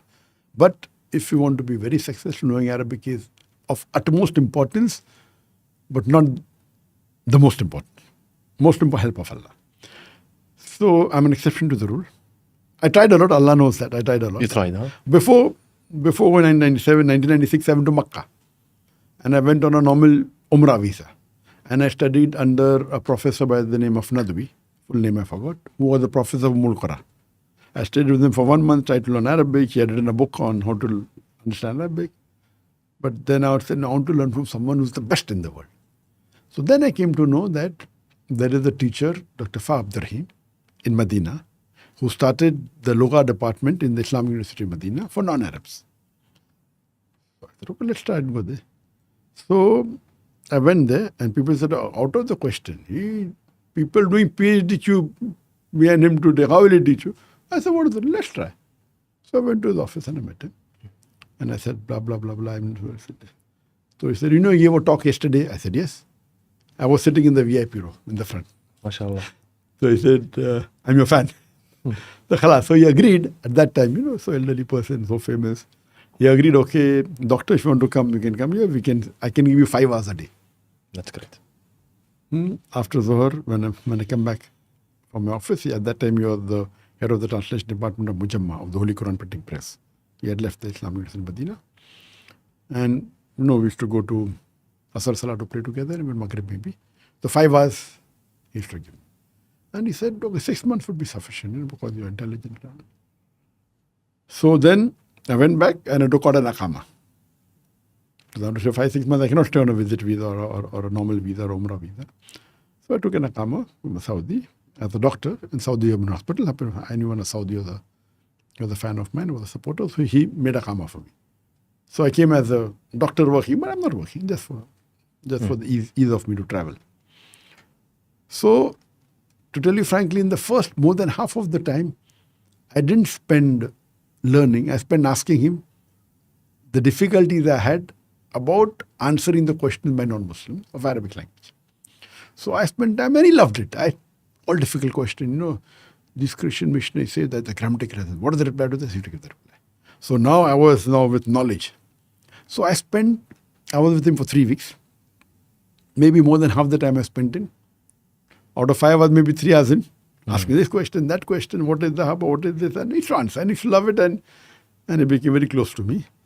But so we finished the first book in maybe a week.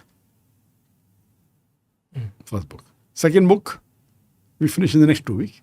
And then my brother called me, there's some inquiry from the government, you have to come. I said, no, you have to come. And he insisted that I come. You come and you spend, then again you go back. He said, no, I've got a time from here. So I went to Bombay and the inquiry was not really great. And now there are 1,000 times more difficult inquiries coming. But that time it was the first time my brother was a little bit more precautious or more overreactive. Okay. And I said, see, because of you I left. So then I came back and I got involved in other work, so I did not go back. So I spent about 3 weeks or a little bit more with Dr. Fab Rahim. And he was staying in the house of Dr. Ziaur Rahman Azmi, who was the dean of the Hadith department. And he was an Indian, he was a Hindu who reverted. And I used to spend with him about 2 or thrice a week for 3 hours. And I learned a lot from him about Hadith. So I had 2 teachers, so that I was free, so it was easy for me. So this is how it was, that I did a lot, I could take Yes. So, but this isn't it something that you look back on when you look back at that opportunity? Do you feel if that phone call did not happen? I don't like to speak about ifs, but let's say yes, maybe I would have learned. Yeah, maybe. And do you think that would have bettered the outcome of what you did, or do you think you being a debater, you didn't need to learn Arabic or memorize the Quran? Then I started when I met Sheikh Abdullah Storefi. Have you heard of Abdullah Storefi? Yes. Sheikh Abdullah Storefi, according to me, is one of the best living Islamic scholar today, according to me. One of the best or the best? Debatable. Okay. Everyone will agree one of the best. People may not agree is the best. They may have some other. But according to me, mashallah. He's younger than me. I remember it was in 2010, 11 or 12, I don't know. That time I knew Dr. Arifi, Muhammad Arifi. So at that time, I started giving talks and Jewish gatherings used to come in Saudi. So Dr. Arifi, I said, I want to meet. I said, fine, no problem. Then I was free only in the morning because my full appointment was booked. I said, no problem, come for breakfast to me. So I went to breakfast at about 7 o'clock in the morning. Then Abdullah Storefi wanted to meet me. I did not know him. So I asked my Saudi friend, no, Sheikh Abdullah Storefi, you have to go. He said, any time. So I said, I have only time late in the night at 12 o'clock. He said, no problem. So I went to meet him at 12 o'clock. And my Saudi friend, he's excellent. I didn't know him. He met me. He said, I've got a Pakistani friend. And then my Saudi friend was the translator. He doesn't know English. He said, I wanted to meet you because my students have praised you so much. So you are number one in a comparative. And then we became very close. And I respected him a lot. What a person, mashallah. Yes. So why I'm talking about him? Because when I asked him, should I start Arabic channel? We had English, Urdu, Bangla, Chinese. He said, avoid it. He said, why? Because the whole Arab world loves you. I said, Alhamdulillah, therefore I want. He said, therefore you should not. It is weird. If the Arab world loves me, I should have Arabic channel. He said, no. Because now everyone is behind you. If you start speaking in Arabic, you will be competition to them. Then there will be fitna. I said, mashallah, what he's saying is the truth. Because I remember I never used to give Urdu lectures. My Urdu was weak. And now also it is weak. I have to give lectures only in English. So your English is your first language, you would say? Technically, practically, yes. Theoretically, mother tongue is but the mother tongue is the language you speak the best. So it's English. But if you say Urdu or Hindi, Because at home we speak Hindi, Urdu, English, everything. But the language in which I can write, I can speak, I can dream is in English. Okay. Even Urdu, I know, but in speaking, I'm not. So the thing is, I remember that I never used to give talks in Urdu. So the commissioner of Bombay, he always used to complain to me. He's a Hindu. I will only be happy with you if you speak in Urdu or Hindi. Your speeches are so good, but the masses can't understand English. So it's a waste of this. You're such a good Muslim, want to get Hindu Muslim together, blah, blah, blah. So then I started speaking in Urdu. The moment I started speaking in Urdu, the majority of the ulamas, the sheikhs in India are Urdu. Yes. Even those who are Sufis and Barelvis, they used to support me. In English, Dr. Zakir Naik. So all Shia, Sunni, Jamaat Islami, Ahle Hadith, any sect, Dr. Zakir Naik, they used to support me. The day I started speaking in Urdu and the audience, 100,000, 200,000, 1 million people, khalas. This person doesn't have a degree, that hasn't gone to Islamic university. We get 500 people, he gets 50,000 people, 500,000 people, hasad. So, enemies. Then I remembered, the Sheikh Abdullah Surafi, what a man he is. He saw it coming. No, Yeah. no, he told me about Arabic. Yes. So I immediately linked because I had passed that stage. Same logic. I said, same logic. In Urdu, all the sect were my fan because no one speaks in English. If they don't speak in English, somebody, they go to Dr. Zakir Naik. Now when I start speaking Urdu and talking about Quran, Sunnah, okay, this is wrong, that is wrong, so khalas. So then I get enemies. So I said, this person has a vision. He's a practical man. So if you ask me the question, do you think if I'd read would be better? Allahu Alam. Allah. Yet I'm trying. I'll get the ajr for that. I saw to it that all my 3 children know Lugha Fusha from childhood. So all my 3 children, from the age of 3, I taught them Lugha Fusha. Yeah. So my son Farik, both my daughters Zikra and Rushda, they learned in our school. I established a school. Because of me, tens of thousands learned Arabic as a language, but I did not. I tried. Allah knows. I went to Makkah one. Even after that, Sheikh Saud al-Shiraim is very close to me, who was the Imam of the Haram. Now he resigned. Yeah. He's very close to me. He organized a Sudani teacher from Qura to teach me.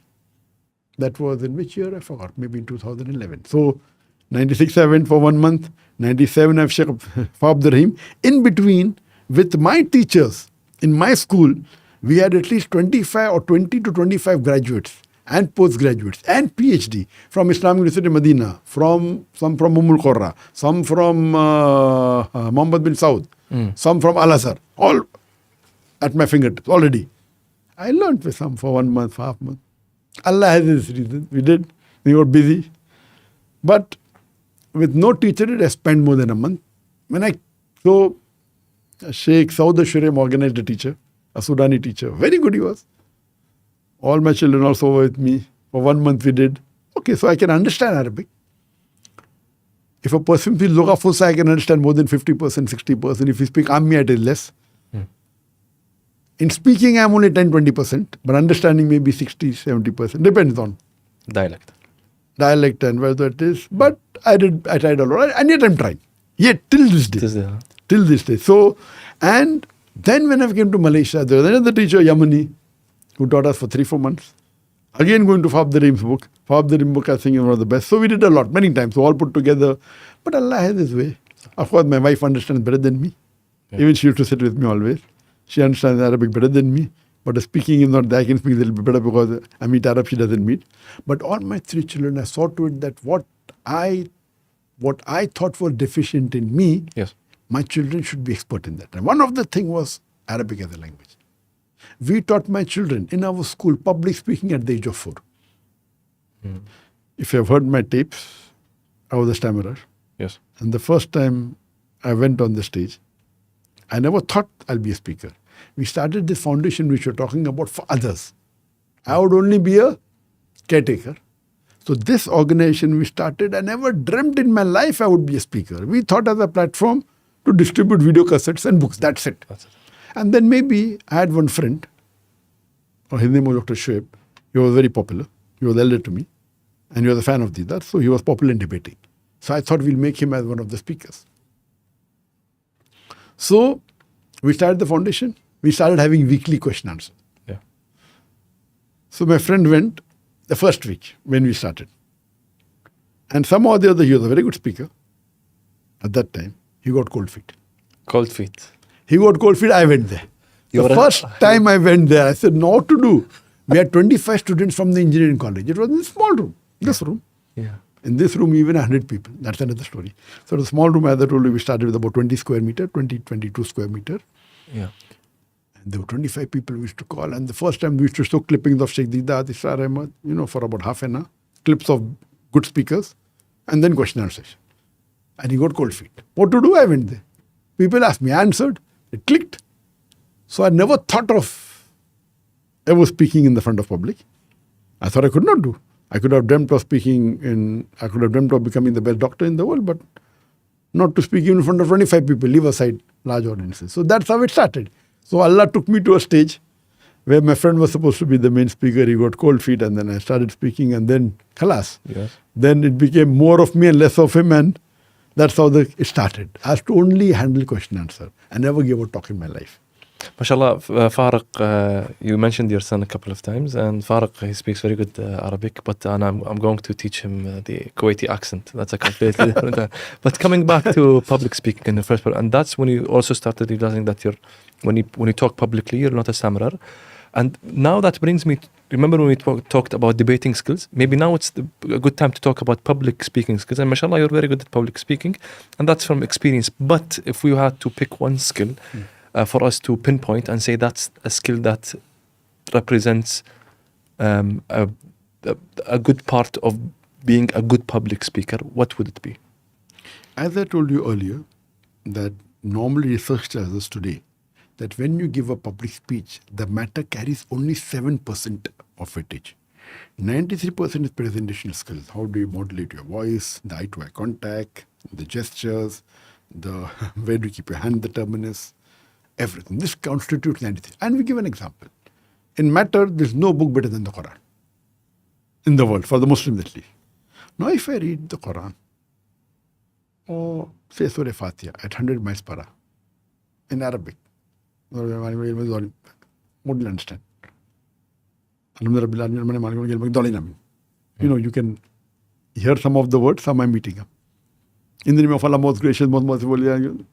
So, in this, the matter is 100%, but I'm not saying it correctly, so no impact. But if you say it, Bismillah ar-Rahman ar-Rahim, Alhamdulillahi Rabbil Alamin, so it has an impact. Yes. Matter is the same, you're eating half the words, you cannot hear it, what is the impact? So, this is the best demonstration. And even give the translation, that if you give with modulation, the impact is different. The matter is nothing better than that. Mm-hmm. So, the presentation skills is very important. So then we formulated a Dawah training program. Initially it was for 1 day, then became 3 days, then became 11 days, then became 25 days. Finally, the big version became 45 days, in which working days were 33 working days. Anyway, so the thing is that, of course, if you have to be an effective debater, you have to be a good public speaker. Yes. You have good logic, but you don't know how to public speak, again, the rules goes there. You're a good debater, but you can't speak properly. What is this? So you may say something you don't understand. You lose the debate. Cool. So in a public debate is different than one-to-one debate. In a one-to-one debate, you may not be a good speaker. You may not be a good public speaker, but you can win the debate. Because one-to-one is different. So in a public debate, of course, you have to be a good public speaker. And Sheikh Deedat was a charismatic. MashaAllah. Mm. And he debated with Jimmy Swaggart, who was one of the best speakers at that time. And he won by Allah's grace. So the thing is that, of course, in debating skill is different than public speaking. For a public debate, you should have the skills of public speaking. That's one thing. Mm. But I feel that in my public speeches, my skills were there. Other people have better skills. The main thing of mine that takes the cake is the question answer session. You prefer the question answer? No, that's where you hit the most. I prefer it separately. That is the way where I feel the people started loving. Because we learned from Sheikh Deedat that Sheikh Deedat quotes and give references. So we went to a step further. Of course, Sheikh Deedat quotes most of the time, but not always. I mean, he's far superior to me. There's no way comparison between him and me. I mean, he gets all the ajr what we are doing. But of course, we studied them. Sheikh Deedat made it as a platter for us. So what he did is 1,000 times better than me. I'm not comparing that way. He had no one. We had Sheikh Didat. So we had a platform. Yeah. Sorry. So he had no one and he started from scratch, picked up a book. He was 6th standard studied. He was not educated. And what he did is phenomenal. So you cannot compare it. We had a platform. He gave it to us on a platter. So for Christianity, we just read his books and we don't have to read any other book. You can debate the Pope after memorizing his few booklets. Of course, we learned about Hinduism and about other religions. That's different. So, but then we also did, I always say, I did a critical study of Sheikh Didat. He was great. So we saw that and he was the most popular, and he had no competition that time. When Sheikh Didat was there was no competition in this field. Our time we have got, mashallah, you Google, you'll have thousands of English speaking, thousands. Yeah. Coming up here, there, every country.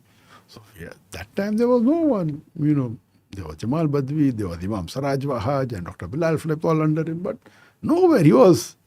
So that time was different, now it's different. He emphasized on, having video cassettes in the home and making it live. We emphasized on a satellite channel. So of course we grew. So he led the platform to us. So because of him, so we are taking a step further because of him. So we cannot compare what it was excellent. So coming back to it, we did study, how Sheikh Didat debated and where was, he had done a lot. So where were the weak points? Then we did, okay, fine, we have to study Sharia. So what we realized that sometime, and I discussed this with Sheikh Didat in detail about these points. You did that? I normally I tell this only to my students. I don't tell in public platform because, I don't, in no way do I want to undermine him. He's great, but because this is a podcast. And I tell to my students, see, anyone says anything, you check up and then repeat. Check up and then, even mine, I'm no exception. So I'm your teacher.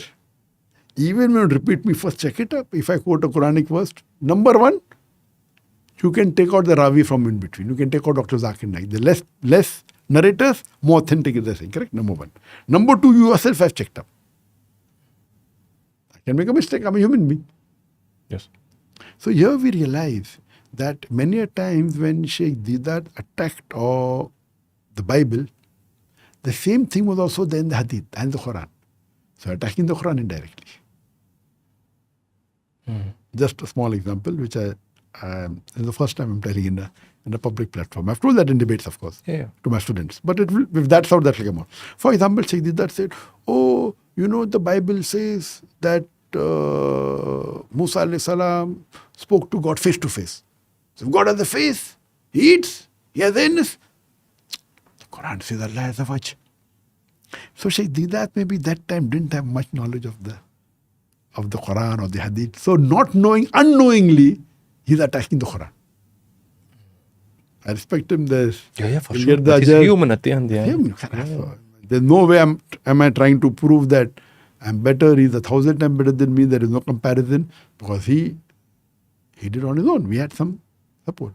So then we teach always research. Don't just follow blindly, including myself. So then I spoke to this thing and he was very, very confident. So who are you, young man? What nonsense you're talking? For example. So here I said that, what is he doing indirectly? They're like in the Quran.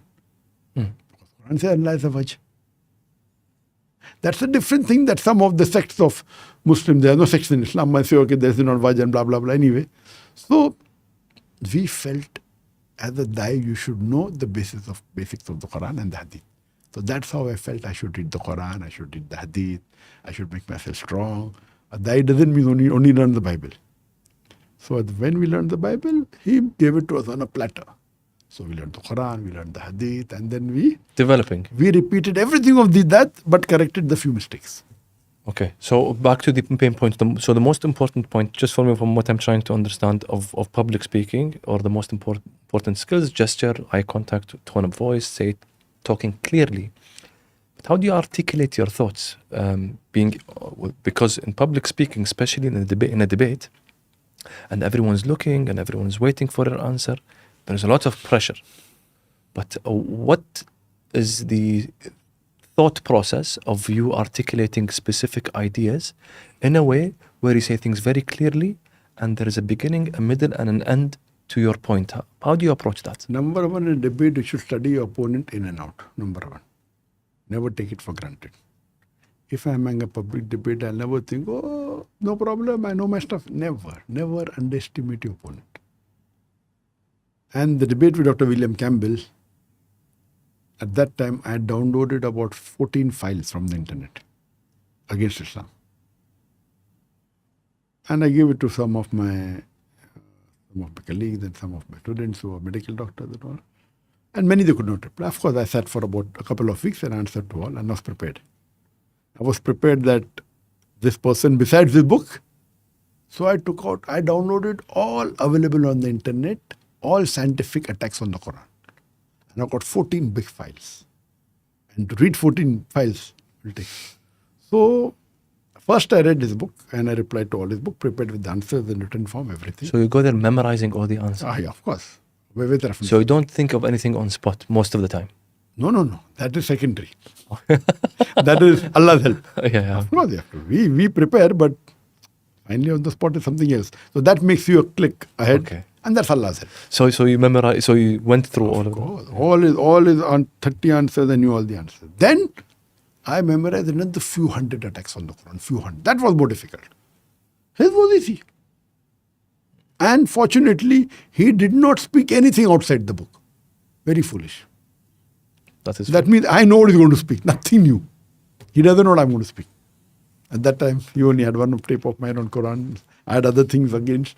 I had spoken against the Bible. I took another 50 things which is not there in my lecture. If he'd done homework on me, I said something which I have not said before. I'm prepared. So to judge. But what he spoke, I thoroughly memorized it. And the other things also I memorized. Another 10 times more. Another 200, 300 attacks. That's huge. It's huge, yeah.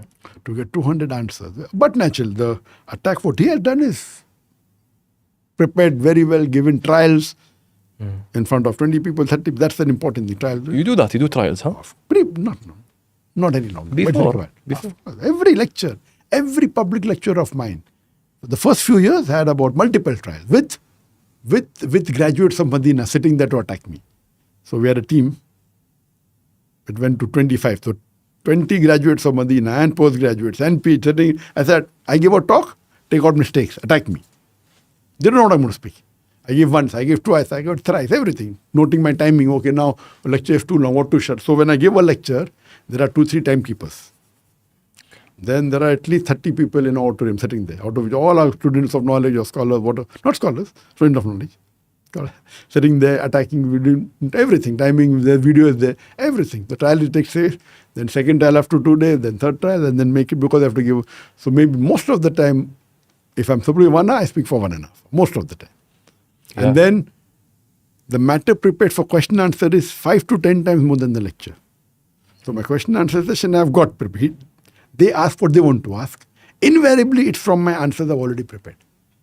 So I take all the questions on that topic, whether women's rights in Islam, whether Quran. So if Quran and Bible was the topic, all the questions I've memorized. They don't know. I said, you do your homework, go on the net and attack me.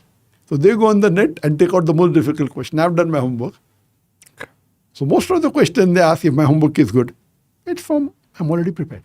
So about preparing more than anything. So all of the work comes before the... Of course.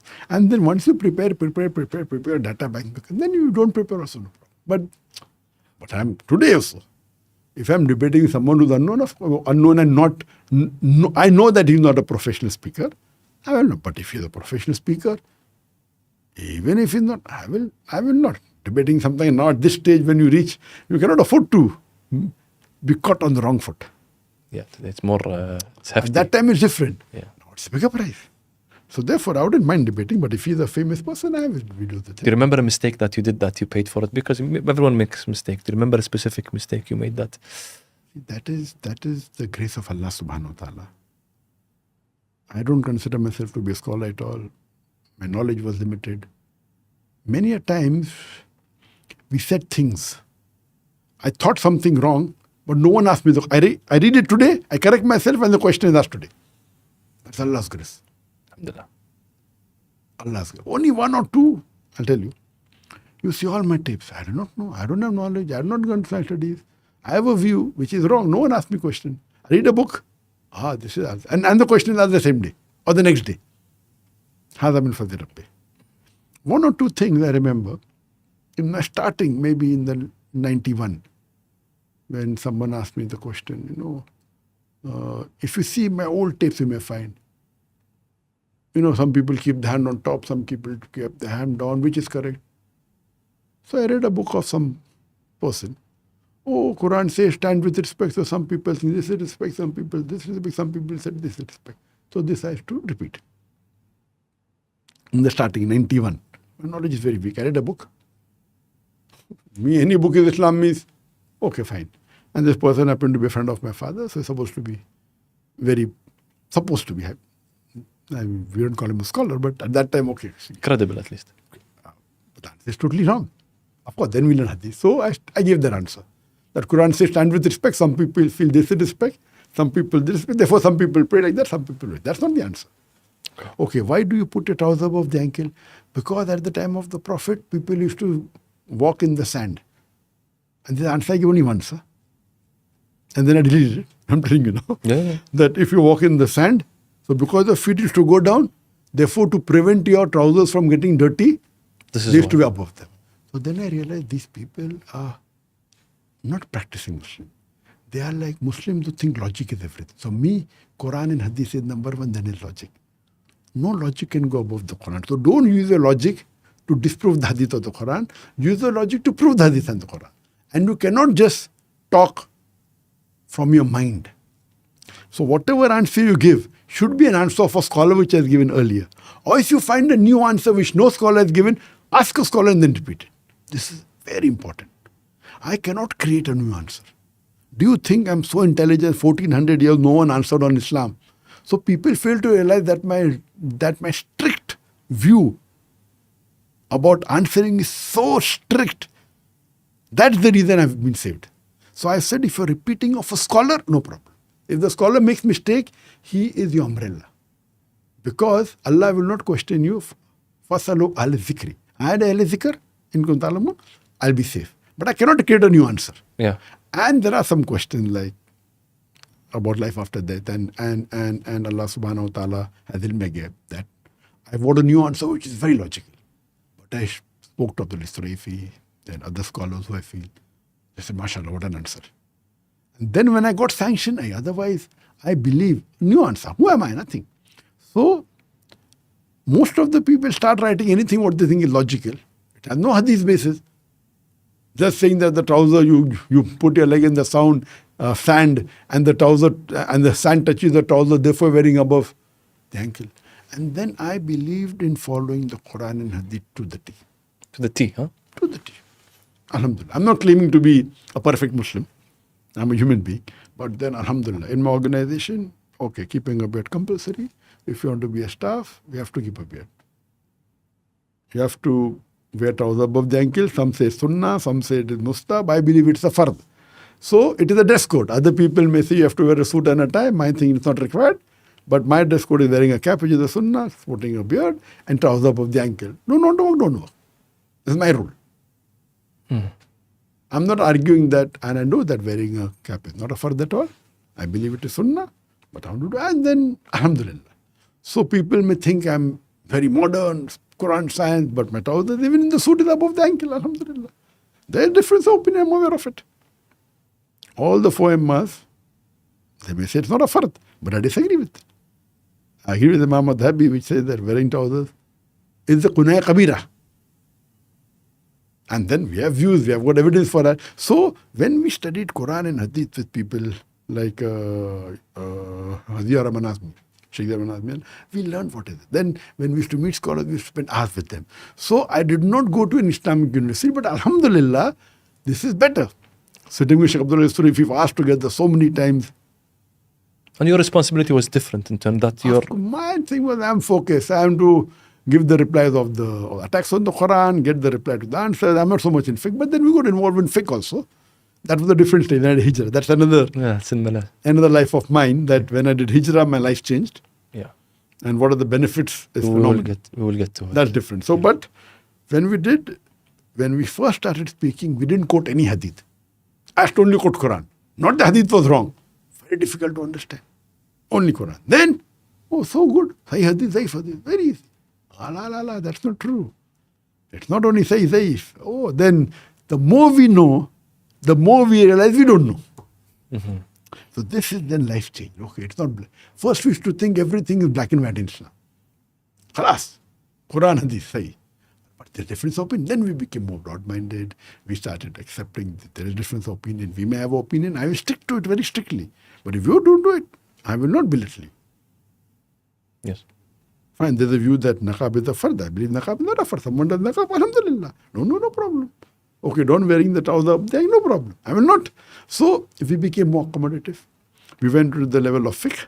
We studied, and then we realized that the top scholars are never so stringent and they're strict on themselves following, but where others do it, alhamdulillah. So that's what we learned. We started being strict in following Islam ourselves. In my organization, strict. Other people, no problem. My son used to say, Appa, is this so clear that you have to wear trousers with the ankle? How come speakers on Peace TV have trousers below the ankle? He used to object when he was young. Yeah. Now, mashallah, he's grown up, so now he's like that. So he's like, Appa, how come you are allowing speakers who are wearing trousers below the ankle? As though, we believe it's a major sin, but I said, no problem. They are thinking it is sunnah, so no problem. So, if we are strict, that is for us. But we have to be accommodative to others. Okay, there's difference of opinion. And if anything said by any of the four Aimma, these are great Imams. Even if we may not think it is correct, it is acceptable. They come under the protection of an alim. So, of course, meeting people and I always to meet people of different groups of different sects, as long as they're not too far, Yeah. Otherwise, we were so accommodative. So that the vision improved, we could do more work, and that doesn't mean that we relax. So when we meet these top scholars, whether it be Sheikh Abdul Turefi, then Muhammad Saleh Al-Munajjid, then Sheikh Saad al-Shetri, Abdullah Mutlaq, Sheikh Dadu, then we realize, what is actual. So they are so good and they are so strict at the same time, so accommodative. Otherwise, you see a graduate from Medina coming and then saying haram, halal, so that's how being accommodative and at the same time. So coming back to the thing that when you hear a speaker, don't just follow directly. You have to do research. So then we realize, for example, a statement that was made by Sheikh Dida, that you're believing that a person who had 99 fathers and grandfathers, talking about Jesus Christ in genealogy, and he had 99 fathers and grandfathers, So he had 99 fathers and grandfathers, and you say that he's God. But when you do research, there are 132 actually, because there's one more genealogy. Okay. So when I spoke to Sheikh Dida, he said, okay, all the more good. No? So we repeat it by default. Yeah. But when we studied that, we come to know that it is different. So whatever said and done, you should check yourself. Great. 91, I want to go back to the second time where your life changed. The first time when you met Sheikh Ahmed Dinat. The second time in 91 when you met Dr. Isra Al-Ahmed. Dr. Isra Ahmed. Yeah. Pakistan. From Pakistan. And you went to Pakistan, you met him, and he gave you two pieces of advice that changed your life 180 degrees. That's what we say in Arabic. I'm not sure if it's the same example. What happened and how did it affect your life? Because when I met Sheikh Ahmed Didat, I realized that dawah is the best profession. As Allah says, وَمَنْ أَحْسَنُ قَوْلًا مِمَّنْ دَعَا إِلَى اللَّهِ وَعَمِلَ صَالِحًا قَالَ إِنِّي مِنَ الْمُسْلِمِينَ. Surah Fussilat, chapter 40, verse 33, that who is better in speech than one who waits for the way of the Lord, works righteousness as a Muslim. So that time was my turning point in life, where I wanted to become a doctor, and my mother wanted me to become a heart specialist, and it was focused. But then I met Sheikh Didat, I started. So when we started the organization, my brother was the president, I'm the secretary general. We had no intention of being a full-time da'i. Okay, start. Maybe because I had planned to do my post-graduation. In post-graduation, you have to be 24/7, 6.5 days at the hospital. 24/7, stay there. Maybe you get off for 12 hours to come home. So I thought, okay, maybe when I come home 12 hours, 2 hours I'll give to the organization. So when we started the foundation, my aim was to spend 2 hours a week. Post-graduation, how can I sit here? No, I started for the Ummah. I'm just going. That's for the intention we started, that I will spend 2 hours a week. But when we started, I was doing my internship, I was free. I'm going to do my post-graduation after 1 year. So when I started the foundation, I was doing my internship, where I have to spend 6-7 hours, and the remaining time I'm free. So most of the time I was in the foundation. We had one employee who was handicapped, couldn't pick up a box, so I was involved in doing all sorts of work. And as I told you, I requested my father to give me 5,000 a month. And he said, no problem. And that's how we started. We had a meeting. We wanted to give him 800 rupees and he wanted 1,000 rupees. We had a meeting. Should we give him or not? Anyway, so coming back to it, then in 1991, I went to Pakistan. And my main purpose was to meet Dr. Israr Ahmed. Dr. Israr Ahmed, according to me, was one of the best Urdu speakers at that time. And even now. He was a medical doctor. And he practiced for about 7 years. Then he gave up his practice and got involved in the study of the Quran and giving lectures. His main intention was mainly Islah. He wasn't doing dawah to non-Muslim. Because he came from Pakistan, his main intention was to get the Muslims on the straight path. And his main intention was people to study the Quran and follow the Quran. Number one, Quran. Number two, he was very much against shirk. So his talks on shirk were very powerful on Tawheed. And then third, he also had the intention of aqamat-e-din, establishing the Sharia in the country, Pakistan. But I wasn't so much involved in his third agenda. More in the first, getting Islah and studying the Quran. When I read his tafsir of the Quran, it was wonderful and I knew his background is other. So my intention was to meet him because I loved him in Urdu. And even purchasing his video cassettes. And my hobby was to collect video. So we collected video cassettes all over the world. Maybe we used to claim we are the largest video cassette library, Islamic video cassette library in the world. At that time, maybe 4,000 to 5,000 video cassettes. It was like we used to boast about it. Then we collected the largest CD-ROM, Islamic packages, that time over 200. We had the largest collection of Islamic games in the world. And so on and so forth. So when I was to go, I had to collect all this. So when I went, first I had gone to USA, I collected all his tapes from USA, from his center in Chicago, from New York. Then I went to Karachi, I picked up, I went to Lahore, I met him. And I saw the simplicity that he had, mashallah, very simple. He was very famous, but very simple, very humble. He welcomed me. He said, why are you coming here? So I said, I've come to visit Islamic organizations. So he said, son, you will find many Islamic organizations in Pakistan, but you will not find Islam in Pakistan. And that time he said, what are you doing? I'm doing medical. So what are you going to do? I said, I'm going to do dawah and as well as become a surgeon. So that time he told me, son, you have to choose. If you want to specialize, you cannot do both. I said, why? I'll do dawah, I'll finish my medicine, then do dawah, part-time, both together. He said, I tried for 7 years to do both. I could not. I had to choose whether to be a doctor or a dai. You can do part-time both, yes, but you can't specialize in both. So I have to choose between one of the two. So he was a person who was, I want to be a dai, but I thought I'll do both together. When he said that you have to choose between the two, so I had to take a decision. Should I specialize in becoming a doctor or? It's a big decision. Big decision, yes. But naturally, my parents, so whatever I said, they were very free. And he told me a second thing, son, if you want to be a dai, see to it that you make your requirements very less. Don't depend on the worldly things. Make it least so that no one can blackmail you and you don't become dependent on them. Because once you get used to a luxurious life, having good car and a good apartment and a good house, etc., then you cannot live without it. As a dai, you may have to sacrifice. So you don't require it. Don't let it be a part of your life and don't depend upon it. And I saw so simple he was. His room was big, but very simple, only table, chair. His house was simple. I said, mashallah, we thought that it's coming on the television. No?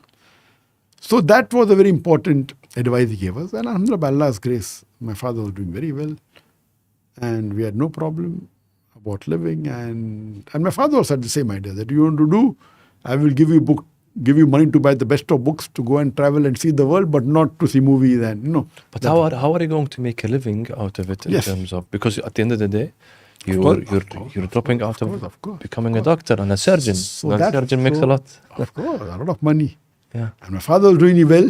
Yeah. I don't have to do anything because we were on the panels of, we were on one of the panels for those people when they go to the Gulf country, whether Saudi Arabia, Kuwait, Qatar, they have to do medical test. And we were one of the 19 doctors that were appointed. So it was a lucrative business. Making a lot of money and doing nothing. Just appointing some doctors and very good. And I and my brother, were appointed on the panel. My father was the main person, but then it was me and my brother were on the name, Okay. running the medical center. Yeah. So we established a pathological medical center, and I was involved in it a lot. So my brother as a brain, but I in the interior, because that was my passion, doing interior everything. So I have a passion of learning new things and studying it critically. So I was involved for a few months, or maybe 7-8 months, in setting up the whole setup, a proper architecture, interior. So therefore, I can tell you what is the furniture, what is all. We know about it. So then it became technology, cameras. So we reached a level cameras. What is the microphone? The show company, Sennheiser, what is it? What is the best? So we are in and out. So therefore, a person, like I remember when I went to America for the debate of William Campbell, those Hollywood people had come. We had taken 2 crew of us. And, these people, they think, who this Islamic speakers? I learned because of this. So sometimes the technique to know who I am, they may think an Islamic speaker wearing a cap and trouser above the ankle, maybe a ignorant person. So when we tell them something about shooting, they may not know. So if I ask them, which camera do you have? What is the microphone? What is the model? Is it Sony number? So when I use some models, they are shocked because we know the best in the world.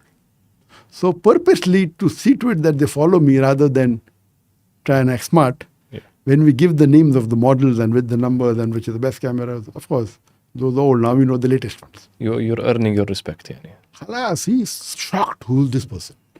Because people in the field don't know. So we normally, of course, it's my field to know what is the best camera, the best microphone, because we believe in using the best Faisla. Okay. We're going to get to only by looking at it, I can tell you what is the level of each one. Because we use the best and the most expensive in the world. Our channel, even today, even though we are a low budget now.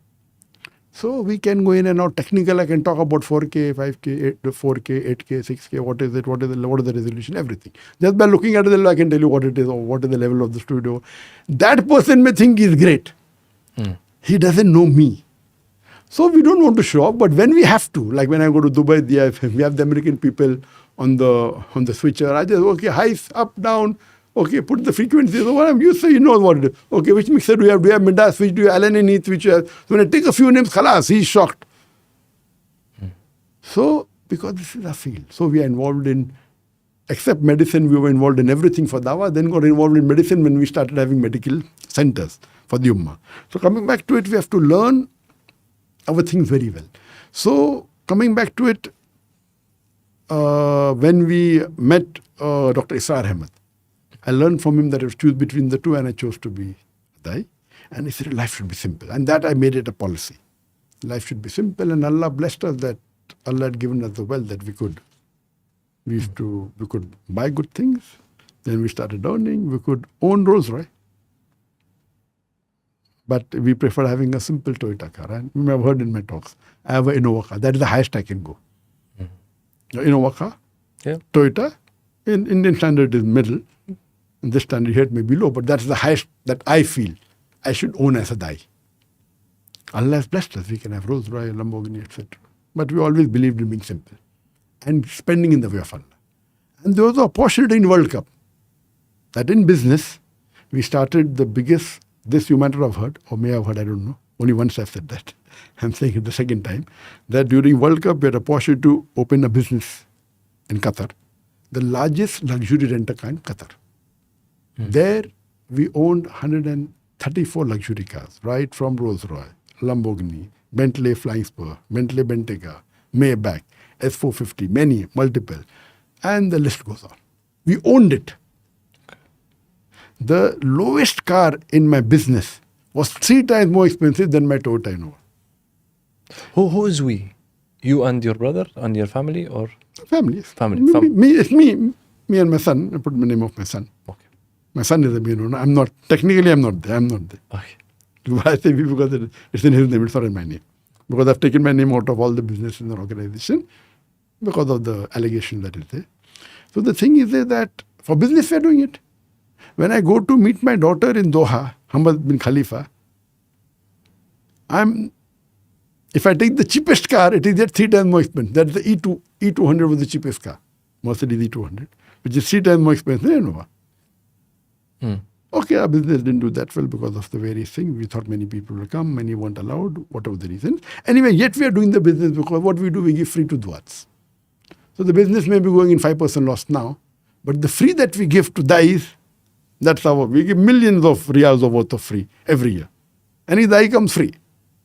So that's all our business. We try and see what we can help Allah subhanahu wa ta'ala, the cause. So to put the point of it that when we can own 134 luxury and super luxury cars, can't we own? Of course we can. Yeah, can you?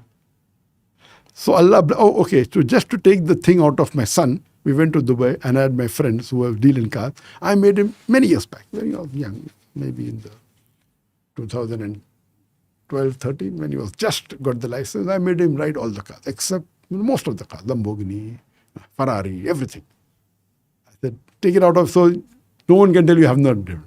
When we owned, okay, we did test drive all the cars. We went up to in a Lamborghini Urus.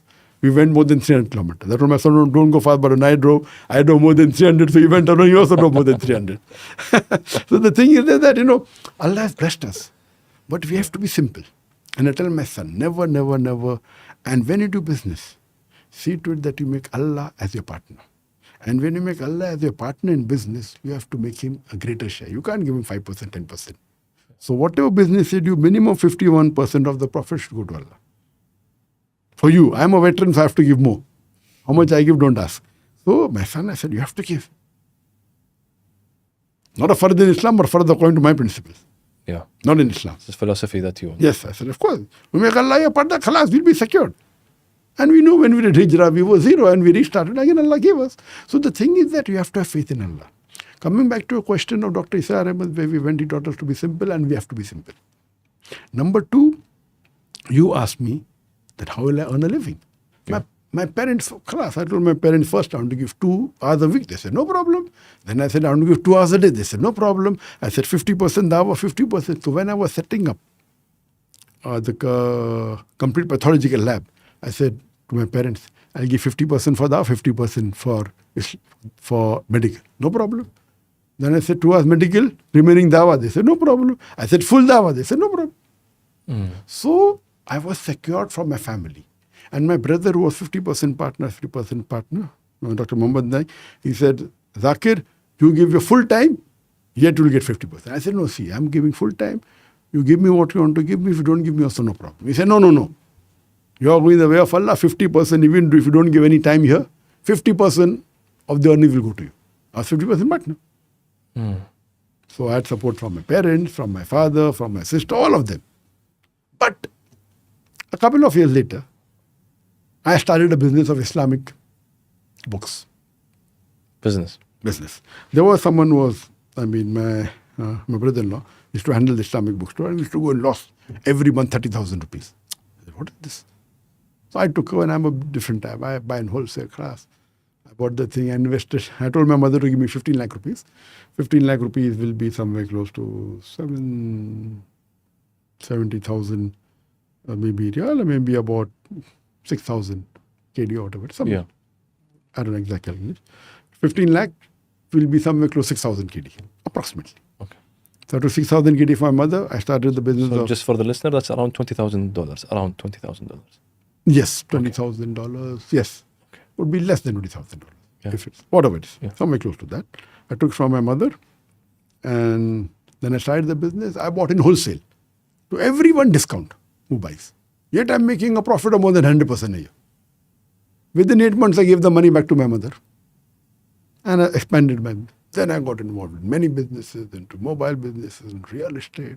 And mashallah, started doing millions. Alhamdulillah. And initially when I started, I had to give 25%. Because this is what I told my parents. Okay, let's say we had a meeting. Besides the zakat, 25% we should put. So much. Okay. So I was the youngest in the family. What I told my parents, they agreed. Yeah. So that was when we started the foundation in 91, 92. You were a good debater. No one wanted to debate. I told my parents, they agreed that besides the zakat, 25% will give in the way of Allah. Okay. All the profit. They agreed. So I remember when I started the channel, I told my father $10,000 a month. $10,000. Who will give? And then you start, others I'll get from outside. So we started that house. So anyway, when I started my business, initially 25, but within a few months it changed to 51%. I said, no. 25% is wrong. That's for my parents, not for me. So then we said 51% of the total profit, and then it kept on increasing. Till what level, please don't ask me. But so coming back to it, the more we gave, the more we retained behind.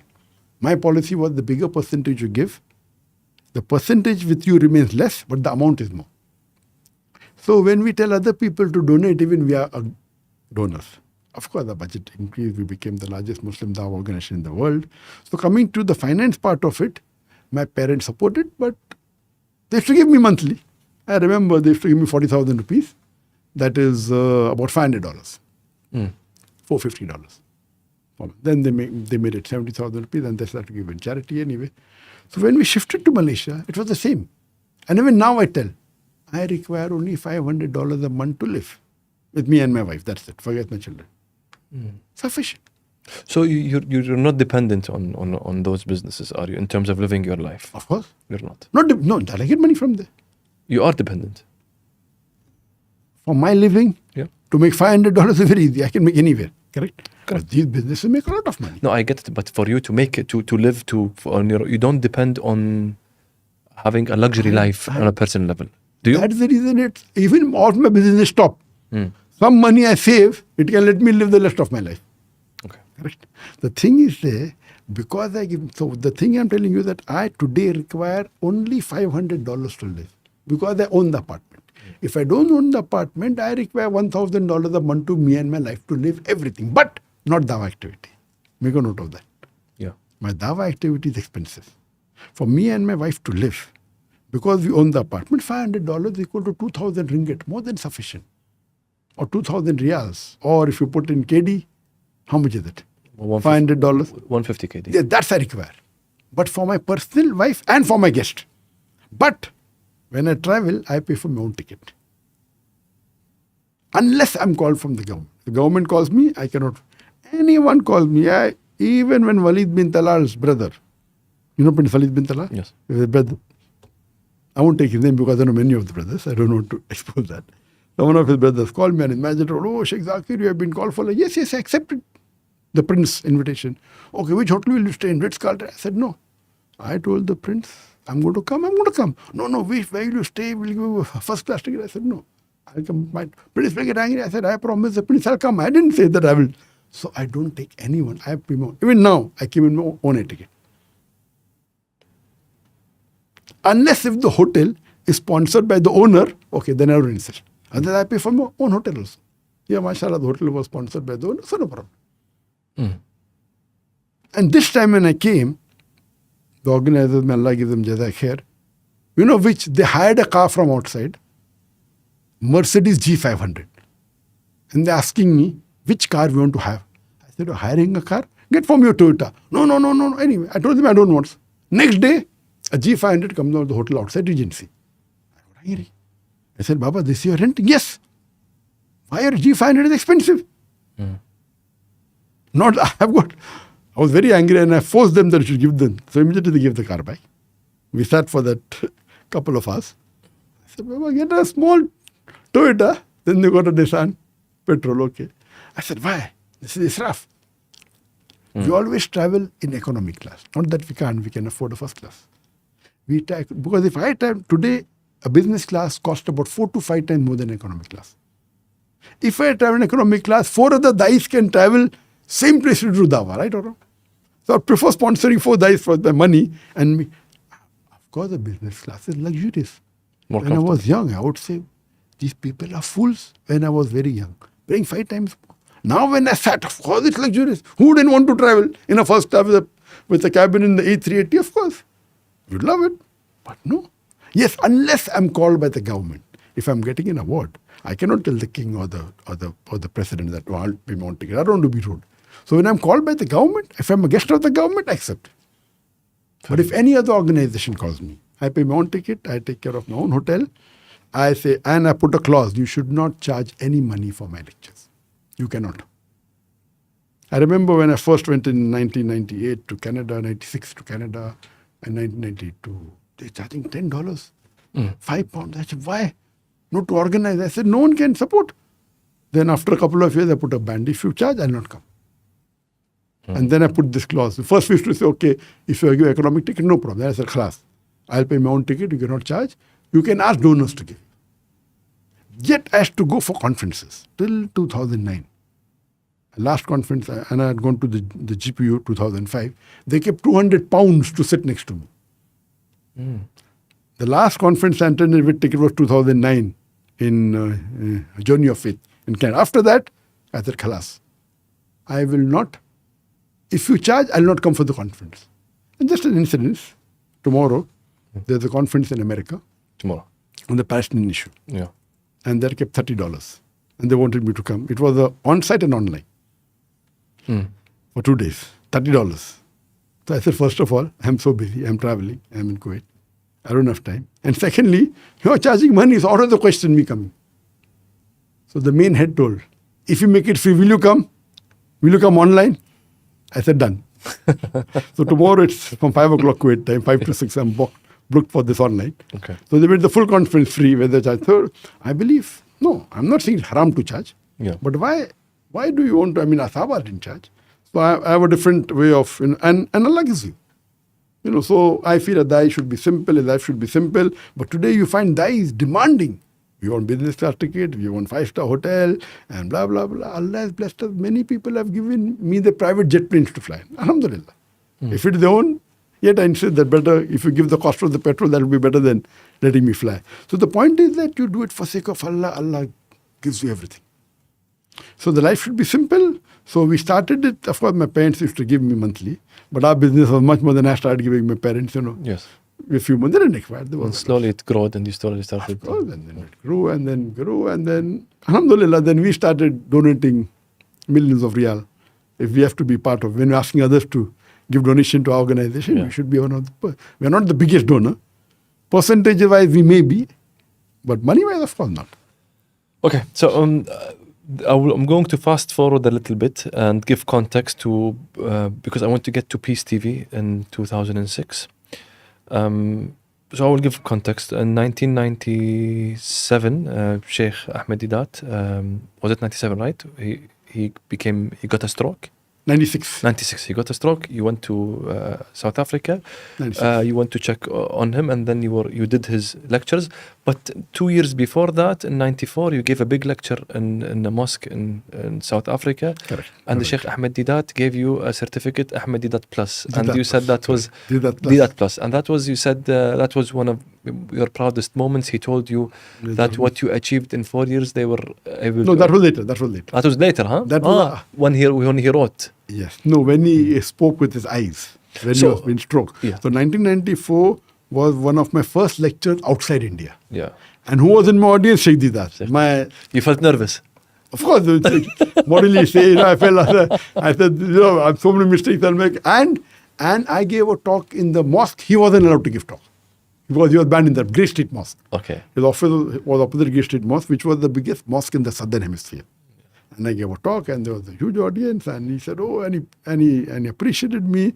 And of course, that was his humility that he gave me the title Didat. But of course, I was nowhere close to him. Yeah. So in 1994, he gave me Didat Plus. He got the stroke in 96. And in year 2000, with his eyes, when I went to meet him, that time he gave me the plaque.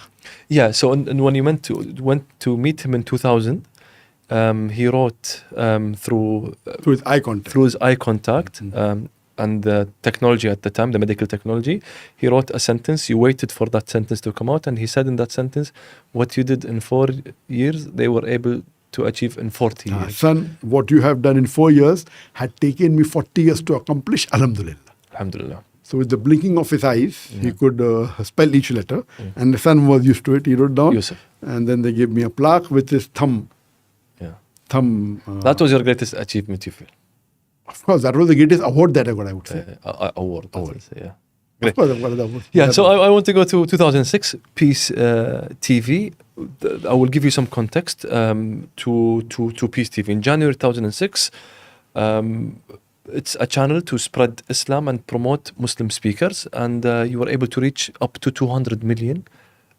Later on, yeah, it grew to reach... All the four channels put together. All the 4 channels put together. So you had a channel in India, you had a channel in Bangladesh, a channel in... No, in English, number one first. Okay. All were playing from Dubai, another part. Dubai, and then London, and... So first channel was in English, 2006 we launched it. And the Urdu was launched in 2009. When we launched Peace TV English, within a few years it reached 100 million viewership. Then we launched Peace TV Urdu in 2009. Within a few years, it reached a viewership of 80 million. Then we launched the Bangla channel in 2011, which reached a viewership of 50 million in a span of few years. Then we launched Peace TV Chinese in Mandarin language in 2015, which reached up to 20 million. So all put together was 200 to 250 million. Some common viewers. Yeah. So 200 to 250 million was the viewership. And this is really the last chapter that I want to kind of speak about, because from Peace TV, a lot of things started changing during those times. A lot of things that controversy started happening, your hijrah. It all kind of started from that route, from Peace TV, and how you became worldwide, and you set the stage. Not just going to places, but broadcasting a channel and being able to capture a huge audience. So what happened with Peace TV? Why did it become... You also in 2009 were named the second most powerful person in India, according to Indian Express, a huge newspaper. Third most powerful religious person. Religious person, huh? In the top 100, I was rated number 82. Out of 1.2 billion people, they released the list in 2009, Indian Express, which is a very famous newspaper, top 100 powerful Indians. In that, I was rated 82. And there was a separate list of the top religious leaders. I was the only Muslim. I was rated number 3. In 2010, I became number 1. Alhamdulillah. So to a point where in 2012, you had a live event and 1 million people showed up. There's more than 1 million people, yes. More than a In million Kishanganj. people Live. showed Live. up to that event. You became huge. You blew up. That as we Allah's. Hey, well, Allah's. I'm giving context to the listener here, and I don't want to really speak about the details of what happened, because I think what's very important here to understand where that, how did it, not just how it grew, but when it grew a lot, other things started happening.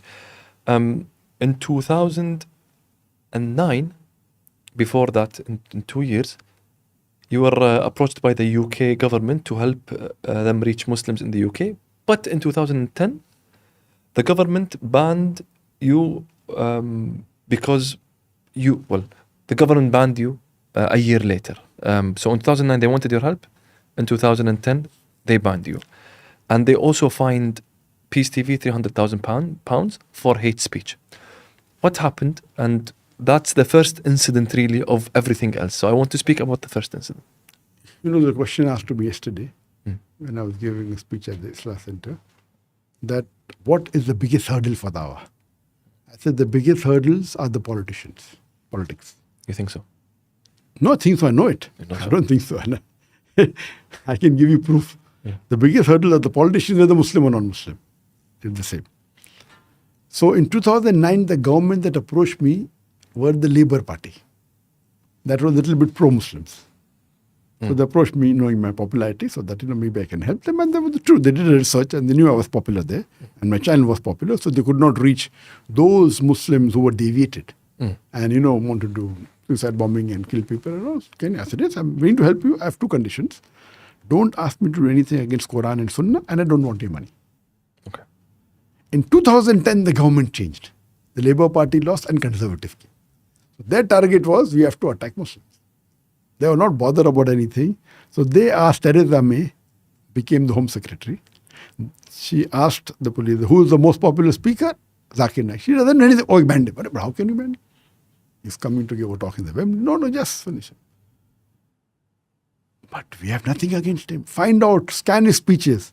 Something he said against the UK law. He said, we have scanned nothing. In fact, we approached him to help us. And this is because I know people in the police after that. There was one person was a Muslim. Then they said, go to CIA. They met CIA. CIA says nothing against Dr. Zakir Naik. Okay, yet ban him.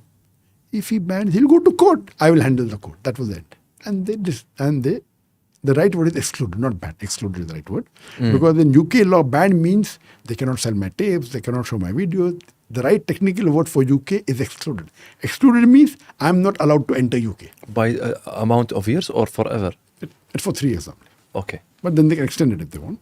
So the right word in UK is, in other countries you say ban means ban from entering. So here the right word is excluded. So we did a case against them.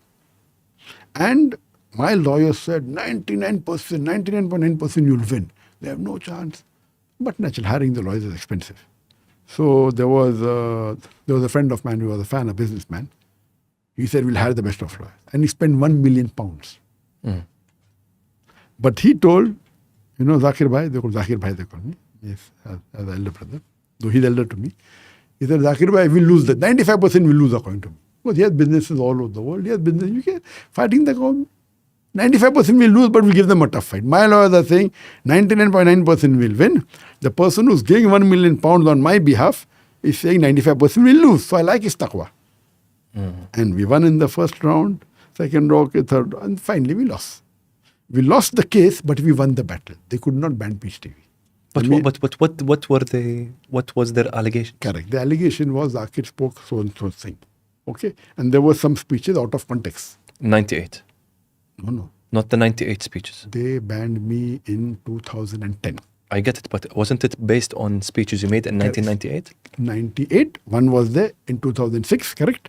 So the lawyer said he was given the visa in 2009. If he made a speech in 98 and 2006 and you're banning now, that means the government didn't give a good job by giving him the visa in 2000. Technically, they had no place to stand. So technically, they were weak. So therefore, the first round we won. But then the government can force the judges. They talk about freedom of speech. So the judge went to the extent of saying, you have hired 3 QCs. If you win, we'll only pay you for 1. Because they have to pay for the charges. So anyway, we won the first round. The second round, they won little, and they finally went to the High Court and we lost. But because they knew that we will not keep quiet, they could not ban my channel at that time. So I was excluded from entering, but my channel was continuing, my books could be published, my videos could be shown. I was excluded. They took speeches out of context. And I said every Muslim. But why do you think they would target you? Because the agenda of the new government was attacking. There is Islamophobia. Therefore, previous was Labour Party, which was pro-Muslims. Not pro-Muslim, helping Muslims, but not attacking Muslims. They were neutral, not pro. It's the wrong word. But the new politicians, conservative, their vote bank was attacking Muslims, like how it is in India. So the main vote bank was attacking Muslims. So they had to attack Muslims. Then they banned him in Sudesh. And so they banned, but I was the first target, because I was the most popular. So we did a case against them. And finally we lost, but they did not attack our channel. Our channel was safe, and we continued from 2010 up till 2018, when we decided ourselves to stop our channel because of other reasons, not because of this. So the thing was that we fought the case. Yeah. And initially we won.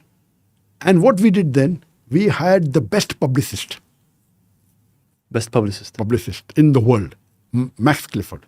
Now, Max Clifford is very expensive. He's based in UK and supposed to be one of the best in the world. Publicist.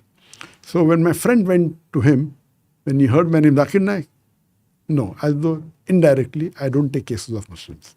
He didn't say that. No, I'm too busy. The only Muslim's case he has taken is of Dodi Fahad, who was linked with Diana. Diana, yeah. So he is very good. But when my friend left his office, he Googled and he saw. Then he called him, come back. Okay, I don't mind taking. Then I flew to Paris to meet him because I couldn't go to UK. So I flew to Paris, he came. Very expensive. But I'm not paying money, my fan is paying. So £1 million was all, paying the lawyers, and then he organized my debate in Oxford Union of Debate. I was the first Muslim religious person to speak. So I spoke from Bombay. I could not come to UK. I was live telecast. Theresa May told the president, you can't have this. So the president of Oxford Union Debate, in which Albert Einstein debated. At that time it started. So I was the first Muslim religious person. There have been Muslim politicians that have spoken. So he said, no, it is freedom of speech. You have no right to interfere in our thing. So she could not stop it. She tried to ban the satellite. She could not, because there are some rules. At that time, the rules were better. So we had a live telecast, and all over the world it was telecast. So that was an achievement. And the paper that spoke against me, next day wrote in favor. So this is all how you manage. Yeah. So Max Clifford came, and he managed the media. The media spoke in my favor. We had the debate. We won the first round also. So you see, you started even debating in England through telecasting. Yeah, so that was it. So anyway, and I didn't want to go because, fine, my channel is there, everything is there. After 3 years, were you allowed to go back? No. Technically I can, but they have to give me visa. Today you have to apply if you wanted to go. But they say no, the ban is yet continuing. But of course, technically it's not continuing. It was for 3 years. But anyhow, I don't want to go because now it's more risky for me. Today I don't travel in any country until I get an invitation from the head of state. Even Muslim country, because my Prime Minister Modi is very powerful. So if I don't get invitation from head of state, I don't travel. And today I've got invitation. We will come to that later on. yeah. Later on, sure. Okay, so in 20 and we're trying to in 20. We are lucky that this time was booked for my lecture, and that didn't take place. I'm Alhamdulillah. free. Alhamdulillah. You wanted to give us an hour at the beginning. Okay, so in 20 now there are one incident and there are now 2 more incidents. There is one incident that happened, which is the second incident is really linked to the third more or less. An incident happened in Dhaka in Bangladesh in 2014. There was a terrorist attack. In 2016. 2016, sorry. 2014 was the BJP. 1st of July. 2016. There was a 1st of July 2016, there was a terrorist organized bombing in Dhaka in Bangladesh. And you had absolutely nothing to do with it, yet the media was turned against you for some reason. What was that reason, and how did that affect you? In this terrorist attack in Dhaka, in one of the cafe, there were about 21 foreigners, 2 tourists who were killed. And there were two or three terrorists, and one terrorist happened to be my follower on the Facebook. And that time my Facebook had 14 million followers. So a newspaper in Bangladesh, I think the Star, gave an article that one of the terrorists is following Dr. Zakir Naik on the Facebook. This happened in the 1st of January. The 1st of January, the attack came. Because 1st January late night, the newspaper of 2nd could not publish it. It came in the newspaper on 3rd of January. 3rd of June. 3rd of June, okay. So 1st June, the attack took place in the night. 2nd June, the paper could not publish it, but maybe the media did. But 3rd June, it came in the newspaper, in the Star. Then on the 4th of June, all the newspapers, all the newspapers, more than 50 in India, started blaming me. Dr. Zakir Naik inspired the terrorist in Bangladesh to kill the 21 foreigners. Did you say something that was it based on because he followed you, or was it based on you said something? The newspaper said he was just a follower on my Facebook. That's it. But the newspaper added their own. So much so that 3-4 days later, that same newspaper clarified. We never said Dr. Zakir Naik inspired. We only said that the terrorist was following Dr. Zakir Naik on the Facebook fan page. But That's it's too late now. No, purposely the media does. Who bothers about that? When they get one statement, what comes after 3 days, who's bothered? Correct? Yeah. So the Indian media knew very well. They were waiting for an opportunity. Everything was planned. They were waiting for an opportunity. Opportunity to attack me. Why? Because of my popularity. They wanted to make me... Because BJP came to power in 2014. Yes. Same thing like UK. So what is, for the listener, who are the BJP? Okay. India has been ruled by Congress for a long period of time. They came, opposition came, but from the time from independence, right from Jawaharlal Nehru who was the first Prime Minister, then it came, then somebody else came, then the daughter came, and up and down, but they have been mainly ruling. So Congress has been one of the major party ruling. And I wouldn't say they're pro-Muslims. I wouldn't say that. But as a vote bank, to the Muslims feel they're pro. I don't think so they're pro. But they're not as bad as the BJP. So I wouldn't say they're pro-Muslims, but they give an impression to the Muslim that they're for Muslims. So most of the Muslims supported Congress. Now in 2014, because of the campaign of BJP, that's another party. That's a Hindu fundamentalist extremist party. And they hardly had, many years back, only 2 seats in the parliament. They get the majority seats. And the Prime Minister becomes Modi, Narendra Modi, who was first the Chief Minister of Gujarat. And he became the Chief Minister of Gujarat. Then there were riots there. And more than 5,000, the media says 2,000, but 5,000 to 10,000 Muslims were killed in Gujarat. Many of the thousands of Muslim ladies were raped. Children were killed. And there was a massacre. It was a state-organized program, killing. So much so that the chief minister of Gujarat at that time, not 2014, when Modi was there, he got banned to enter in UK. Then people filed case against him in USA. He was banned in many countries, including UK and US. Why? Because he was the cause of the killing. So in India, he was innocent. But in UK, he was the culprit for killing of more than 2 to 10,000 Muslims. It was clear. So when they filed a case against him, he could not enter UK. He could not enter. He was the chief minister. Not much power. The irony of this politics is, few years later, he stands as the prime minister. The moment he's declared as prime minister, all the cases against him dropped. Because he's now immune and diplomatic. But this is not, no. In that time, he was diplomatic. Okay, yeah. Many prime ministers are banned today in many of the foreign countries. So there's no law that prime minister can come to any country. But because they wanted to maintain good relationships with India, because of trade, etc., they removed the ban automatically, which is unethical, inhumane, injustice. A man who was so much protest in UK and USA, the moment he becomes prime minister, khalas, not only is his ban removed, he is invited to the country with red carpet. That's another story. So 2014, he wins the election with the 51% majority, his party, with the coalition about 44, 45, I'm not exactly sure. Then 2019, he again stands for election. I will come back to my case 2016. Yeah. In 2019, in his election speech, the speech is long, in 2 minutes, less than 2 minutes, I counted 1 minute 58 seconds to be more precise. He used my name 7 times. Only objection is he cannot pronounce my name properly. Zakir, Zakir, Zakir. Tum jante Zakir kaun hai? Do you know who is Zakir Naik? Anyway. So a person, a prime minister of the biggest democratic country in the world at that time. Today is the biggest populated country in the world. Now today, India is overtaking China. In 2019, in less than 2 minutes, in his main speech, he's taking my name 7 times. I'm honored. And even in the second election with more majority. I think it's 54%, with the party 58. This election is going on now. It started in the last week of April. It will continue till the first week of June. It's ongoing now. Before the election starts, they release a movie, Article 370. This is the first time I'm telling someone in the public, because this is new information. Just a couple of months back, before the election came, they released a movie called Article 370, which is talking about Kashmir.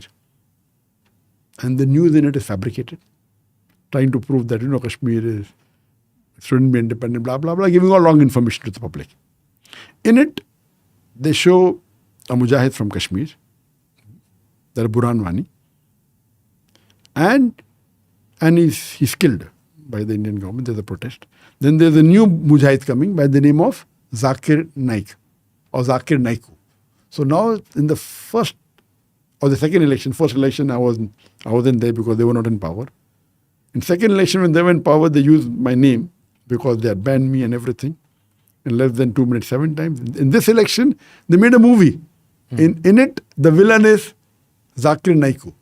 I think they were afraid to say Zakir Naik, maybe I'll do a case against them. So they said Zakir Naiku. I made a villain. So that means I'm a vote bank. Of course, in between, you may have heard that they sent emissary. Modi sent emissary to meet me, to negotiate with me. We spent more than 5 hours. Why don't you come back? You're very popular. You're really influential. We'll take away all the cases against you. We will come to the cases. We have to give context to the cases. Yes. So, yeah. So that's another case. But now coming back to the context of Dhaka, they said this, based on this information, there was more than 50 newspapers in that month. In June, I think it's June or July. We have to check up the dates. It was July 1st or June 1st, 2016. The 4th of July, all the Correct. newspapers so reported. It's not July, correct. Yeah. So the attack didn't take on June 1st of July. 2016, 1st of July attack took place. The newspaper of Dhaka was 3rd of July. Indian papers started saying in 4th of July, 2016. Yes. Therefore I said for June or July, but July it is. Okay. Yeah. So what happened in the whole month of July, I became the most searched on the internet in India. Wow. Maybe world, I'm not sure. but India was. Yeah. Because every day on average, 50, 60, 80, 90, 100 papers reporting me. Oh, mashallah. Free publicity. So I became talked about maximum. What were you going through as a person here? No, As a human first being, of all, they're all First of all, I accusing was shocked. Yeah. I never dreamt that I would be accused. Okay, you were talking about hate speech, fine, but being a terrorist. I have given speeches different parts of the world to the police, including India. In Hyderabad, which is a police academy, where I gave them a talk, anti-terrorism there. They invite me. And now today they're accusing me of terrorism. I give a talk in UK, I give a talk in Gulf countries, many countries. I give talk on terrorism, on counter-terrorism, the M5 in UK in 2009, as you told, they want me to help them how to get the terrorist on the straight line. And now they're accusing me of something which is absurd. So I never dreamt of it, but this is it. This is media. So when they started speaking against me, mashallah, mashallah, many Muslims started protesting all over India, which I didn't expect. Even Muslims of different sects, those I said in Urdu, they speak against me. They said, we may disagree with Zakir Naik, but he's not a terrorist. So there were protests all over India, so much so that in less than 1 month, on the 2nd of August in 2016, in less than 1 month, 4th July started. In the parliament, it was mentioned that Dr. Zakir Naik is innocent. We don't find any evidence against his organization. After this, all the protests stopped. It was khalas. So this was the strategy. After that, all the protests stopped. There's no protest. No need for a protest. No need for a protest because they give a clear check. But of course, behind the curtain, they were attacking my organization. They were putting all raid on it. We knew that. In November, they banned your organization. In November, what happens? In October last week, they wanted to ban the Muslim personal law. So when they wanted to ban the Muslim personal law in the last week of October, all the Muslims gathered. In the first week or second week of November, they devalue the currency of 1,000 rupees. So full India is in turmoil. So one turmoil is that they want to remove the Muslim post. So all the Muslims are there. Second turmoil starts off. In the midst of that, on 17th of November 2016, Modi takes a special cabinet meeting. And in that special cabinet meeting, they ban Islamic Research Foundation. So now, there is no protest. Muslims are busy in other things, the devaluation of the note. So it was all calculated. They let us calm them down in August, September, October, November, after 3.5 months, they banned. And I was in Dubai. At the time. Yeah. At that time, I said, let's fly back. In 2 days, safest country I felt was Malaysia. I go there and I meet the Deputy Prime Minister, who was the Home Minister, and I knew Malaysia was the country that when all this turmoil was going on, they were the country that officially took a stand for me. Officially. Stand.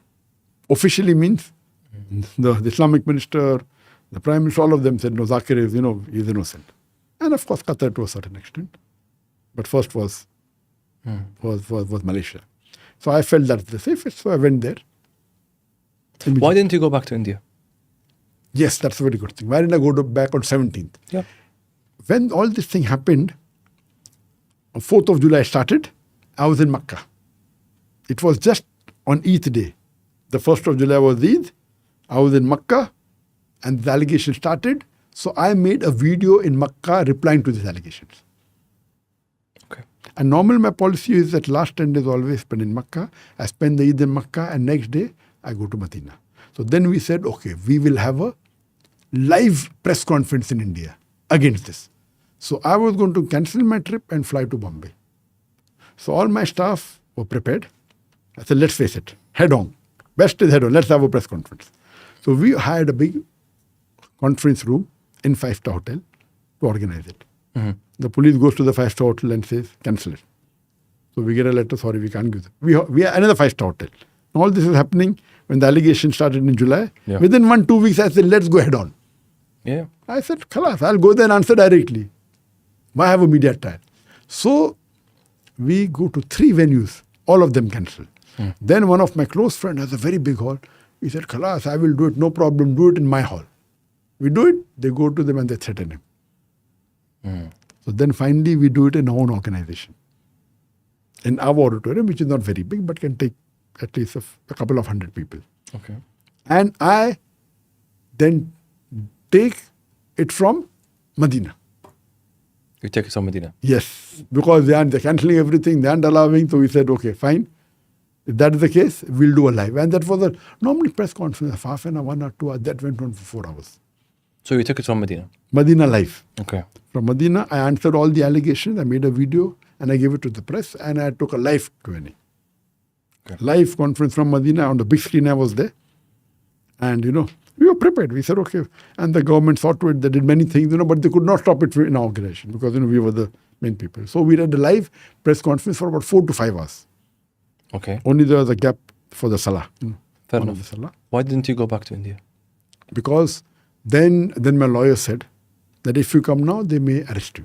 For the allegation. For the allegation? Yes, right. Because of because of the Someone allegation? yes. Because you inspired, Right. you didn't even, because someone who followed you and bombed a... Someone of the follower doesn't make sense. Not my follower, they're good, bad and ugly. There are many presidents following, prime ministers. Yeah, So you does don't it have mean- to explain this. It's logical. It's very easy. But But then the reason is because in India, many people have been arrested in the past. And the case goes on for 15 years and they get released without any charges after 15 years. So then we realized that now the government is after me. What happened actually? We did not go. So they raided the organization. They did many things, blah, blah, blah. So the NIA is known as the National Investigation Agency. They came and they raided my organization after a few days of the ban. I said, no problem. They took all the expensive cameras. We didn't touch on that we bought film cameras, the Yes, most yes, expensive film cameras. Each camera costing $1 million, Awesome. about 100,000 KD each camera. So we had 18 cameras. Yeah. And we shifted it outside for safety and they went and they took it. They have no right to take it. So they confiscated everything? They can confiscate the hard disk, no problem, allowed by law. They can take the computer hard disk, but they can't take the cameras by law. They can take only the information that it holds? They can take information, they can take papers, but they can't take camera. What will they get by taking lens? Will they get some information from the lens? No. So they took it. My lawyer said, you file in 1 week. In 1 week, you'll get the cameras back if you file a case. The moment we went to file, the police threatened.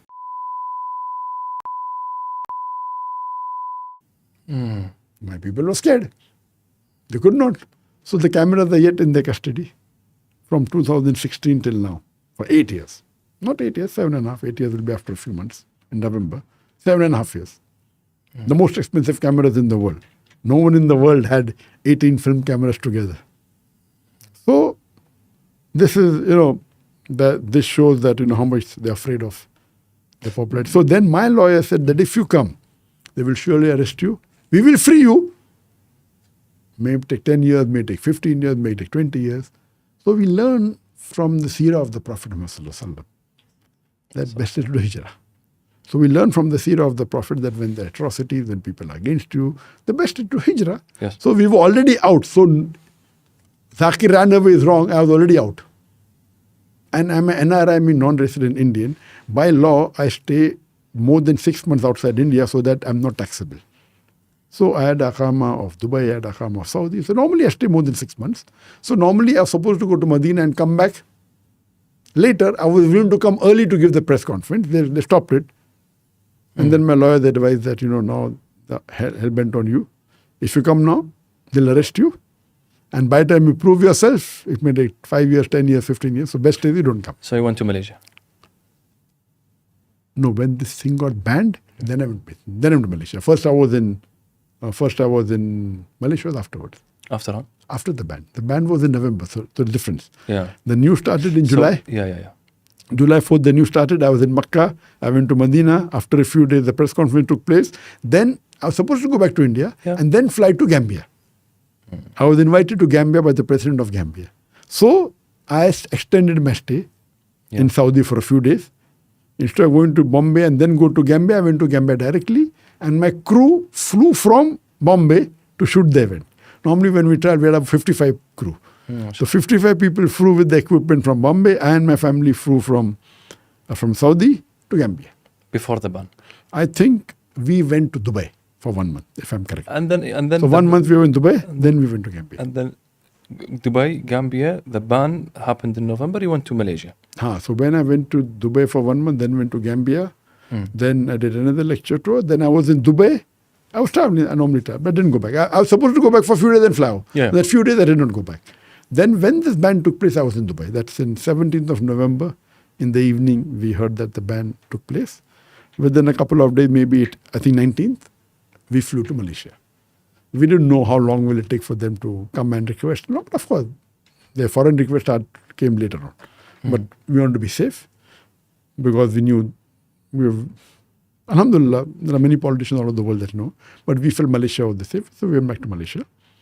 And fortunately, we already had the PR of Malaysia. So I had the Aqama of Dubai already, Aqama of Saudi, and the permanent residency of Malaysia. Yeah. Because they gave me in my previous trip in April 2016. So you already had the PR, so I could stay there. So you had the permanent residency already. already. So But not knowing that this happened. You're not knowing, but when you reached Malaysia, something happened there in between 2017 and 2019.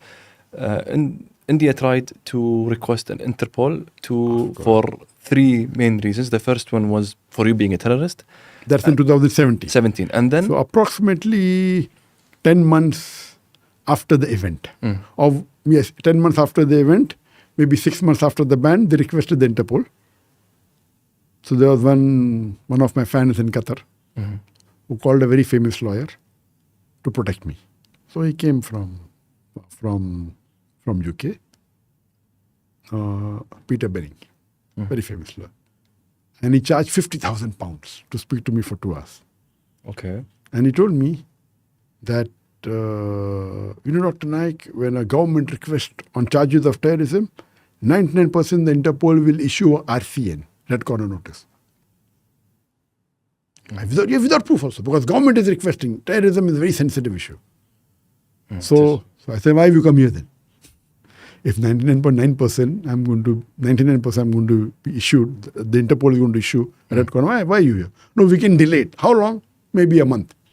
So I said, coming here charging £50,000 to delay the Interpol notice for 1 month. I was and I'm like my usual style, the ripping off, Anyway, but as I told you that officially Malaysia, mashallah, yes, sent their representative. And maybe they thought that, they might have Googled and who's Dr. Zakir Naik, and they might have seen my videos, and that's what I feel. Interpol refused. When they requested in 2017, Interpol refused. It takes 2-3 months for them to reply. And they said that there is no proof at all. There is no charge sheet. There is no charge sheet from your side. How can you say that he's involved in terrorism? And the point to be noted is, in the Bangladesh charge sheet, my name is not mentioned only. But Bangladesh, when the terrorists were charged. Yeah, your name was not mentioned. Not mentioned. So you're not... When Bangladesh, I'm not charged. How can I be charged in India? So it's foolish. So they are making a mockery of law. Yeah. And they know it. So in Bangladesh, so my lawyers found out, in Bangladesh, where the terrorists were charged, my name is not there. They are charging me in India for Bangladesh. It is foolish. So they're making a fool of the people. So they went and they did another type of no, so they request. Said there is nothing, and so they neglected. After 2 years, they again filed for an RCN, means Red Corner Notice, but now the charges are different. There's no charge of terrorism.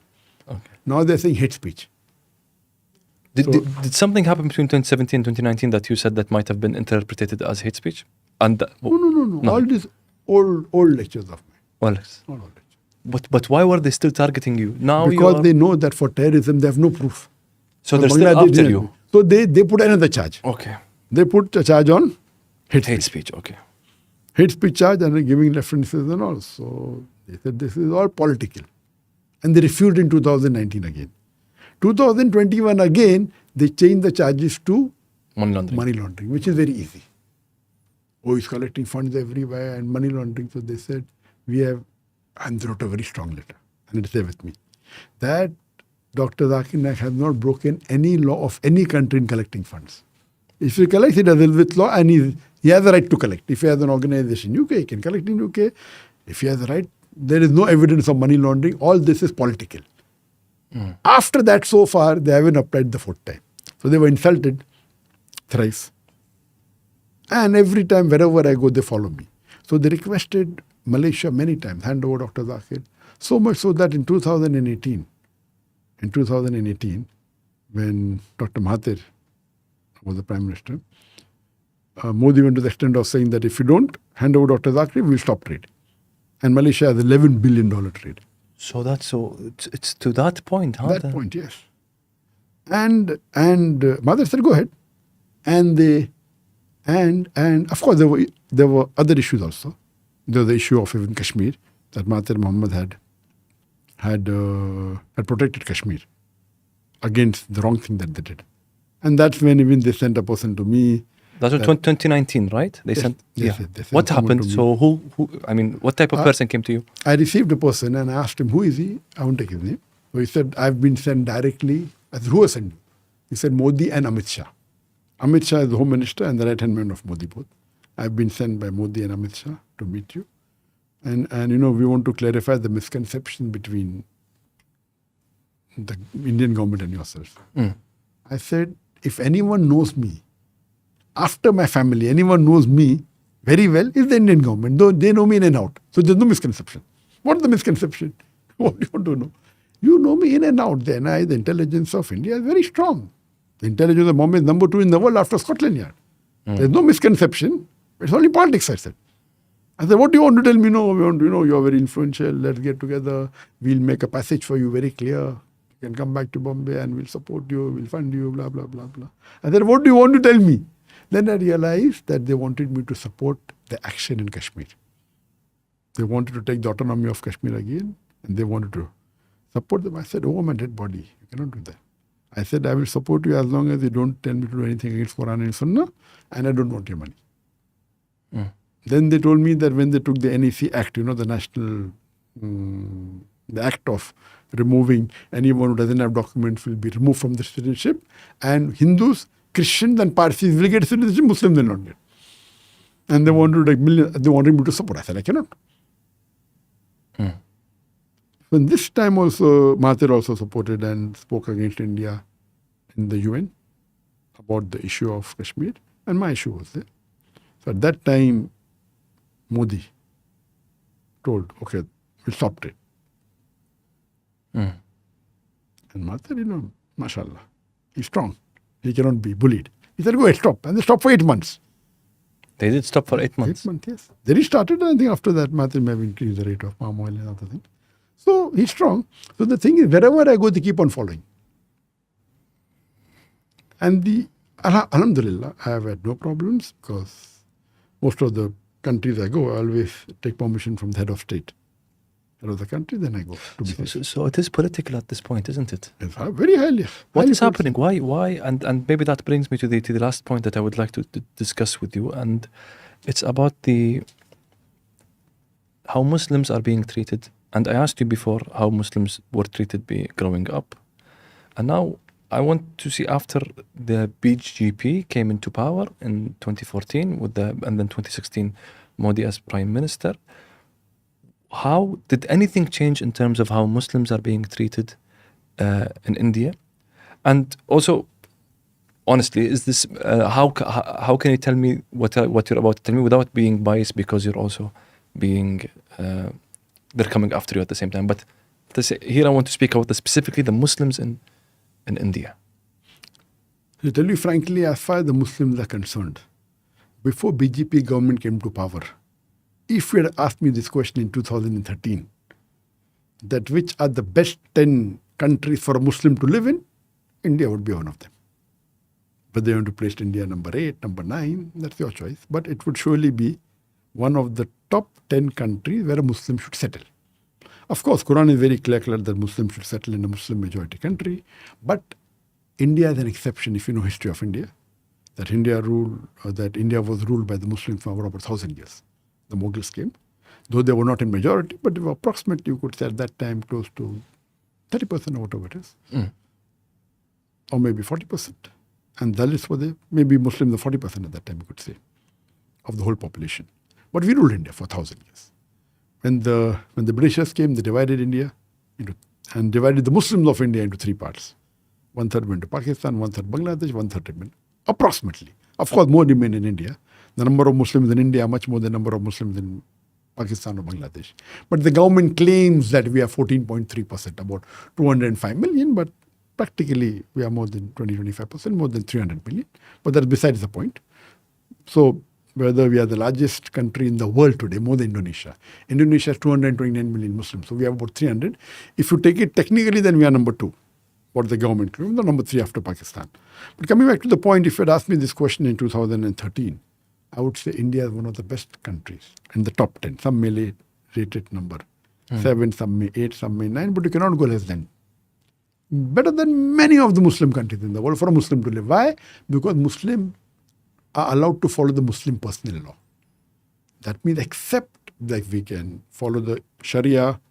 If you want to marry more than one wife, you can marry inheritance, even if they write in their deed that give all my wealth to the son, but you have to follow the Sharia. He cannot do that.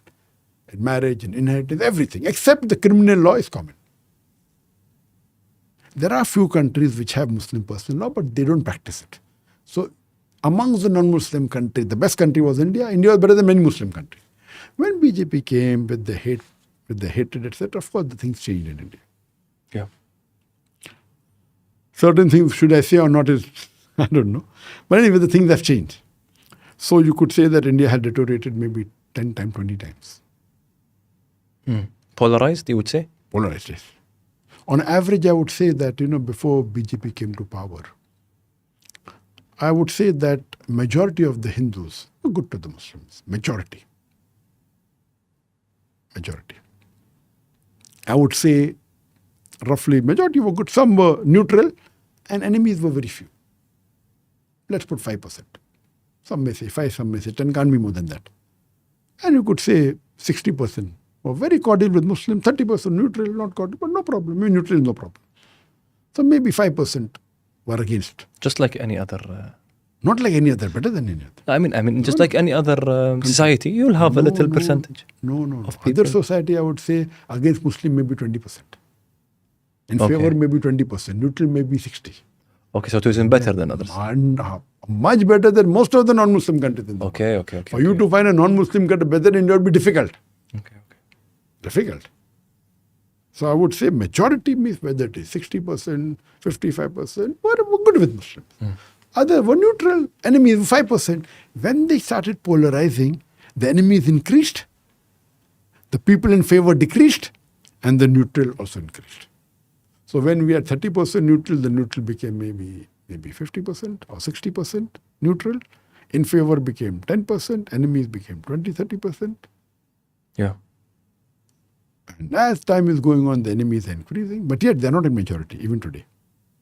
They may be in a minority, whether it's 15%, 20%, but those which were in favor started decreasing.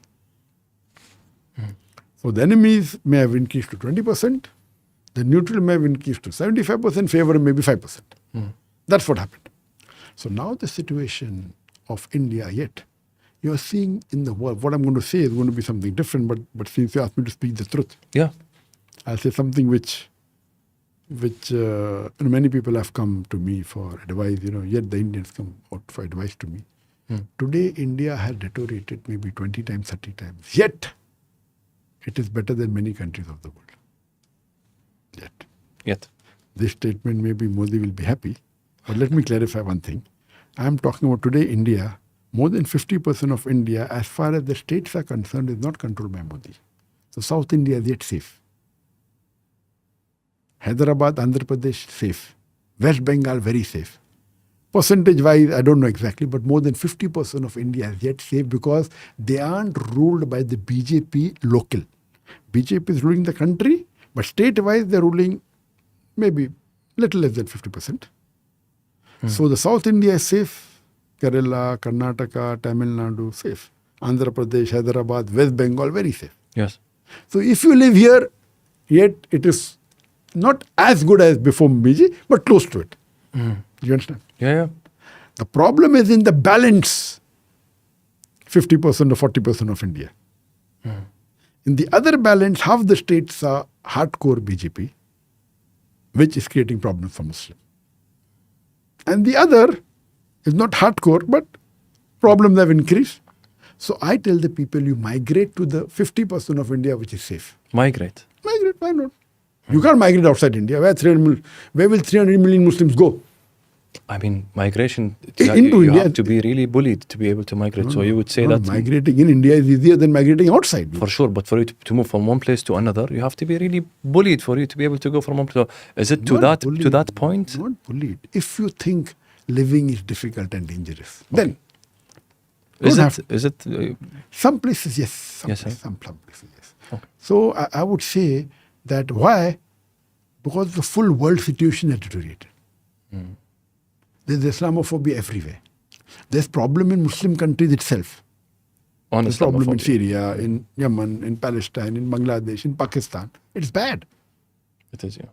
So yet those states in India which are not ruled by BJP is multiple times better than most of the Muslim countries in the world. Be very frank to you. You can yet do dawah there.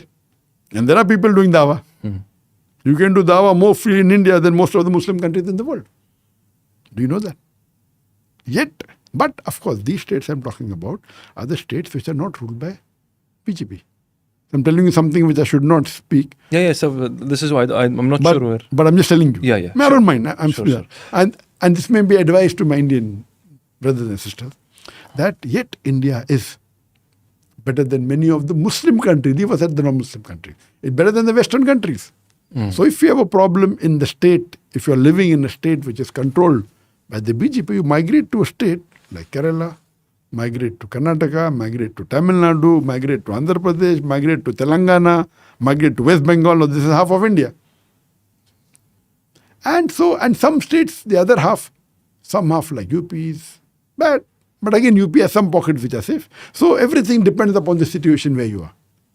So if you feel it's difficult to practice your deen, Quran says migrate. So, But don't have to migrate outside India, which will be difficult. Who will give you citizenship? correct. Fine, we are lucky. Allah has blessed us that many countries have offered us. So the thing is that we are on a different platform. For me, it's different. I have been hounded, so I cannot go and live in Kerala. I cannot. Yeah. They'll catch me there also. So I cannot do that because it's the central government. The allegations are there. Unless the government changes, for me to go back, I can go back, but I can't come out. Yes. So I'm on a different situation. I'm on a different platform. I'm doing what I can do from India. I'm doing dawah. So my dawah has increased. There are more Indians now following me than before. My Facebook following in India has increased multiple times. My YouTube has increased multiple times. They tried to ban me whatever they could. But my dawah in India has increased multiple times. I may not be physically present, but through the social media and through the other platforms. So, yet we are doing dawah. We have moved to a different stage and different level. So it is from Allah subhanahu wa ta'ala. How much do you have on this left? 5 minutes? 10. Okay, so I don't want to finish it to the end. Okay. If I were to finish with a question, I want to go back to the boy from India that we spoke about, the boy from Bombay. Oh, boy. You haven't been to Bombay now for how many years? I left Bombay in May 2016. Yeah. Maybe close to 15, 16. So I've left for about 8 years now. 8 years and maybe a few days. Yeah. 8 years and a week, approximately, if you want to count till today. Do you miss Bombay? Of course I miss Bombay. Do you think that you'll be going back one day to Bombay? If Allah wills, Allah allows me, why not? Going back is easy, but I should be able to come out when Yes, I want. but I I mean, can go do dawah. Of course. Going is very easy. They'll give me a red carpet treatment if I go there. No one will stop me from going to India. But can I do my work? Can I be free? So I can go back. But when I think that that's what many people told me, I may agree or disagree with them, that one of the very famous, I won't take his name, he said, oh, you're the first person who has done hijrah for dawah. I don't agree with him, but that's what he said. Yeah. You have done the sunnah of the Prophet did hijrah. And now we're waiting for Fateh Makkah. When the Prophet did hijrah from Makkah to Medina, the Fateh, inshallah, if Allah wants, we'll come back. Inshallah, you go back. And do Fateh Bombay and Fateh India, inshallah. Inshallah. But if there is one loophole that we didn't close, is how you got over of being a stammer, or how, did you just evaporate, or did you work on it? Because it's a psychological block. Did you work on it? Yes, so as I would say that, my stammering, as I kept on giving more and more speeches, my stammering on the stage decreased, but in the real life also started decreasing. Okay. To tell you frankly, has it disappeared? 100% no. Not on the stage, not. But I know how to overcome it. Okay. So when it comes, I know how to overcome it. I say something else and it overcomes. So it's easy now. You know how to organize Yes. it at least, or manage it. But natural. On the stage, maybe it will be maybe 1%. In my real life, it may be about 2-3%. That's it. But it's there. Tell you frankly. So on the stage, maybe 1% is yet there, and I know how to overcome it. So they don't come to next time. But on the real life, maybe it's the 3-4%. It's more percentage more on real life. So Yeah. it's not 100% gone. But alhamdulillah, the benefit of the other things of Allah subhanahu wa ta'ala is much more. Alhamdulillah. Sheikh Zakir, Abu Faraq, thank you for coming to Bidun Waraq. It's my pleasure. Hope to see you again in Kuwait. Inshallah. Pleasure talking to you. I really enjoyed our conversation. It's my pleasure too. Thank you. Thank you, Mira.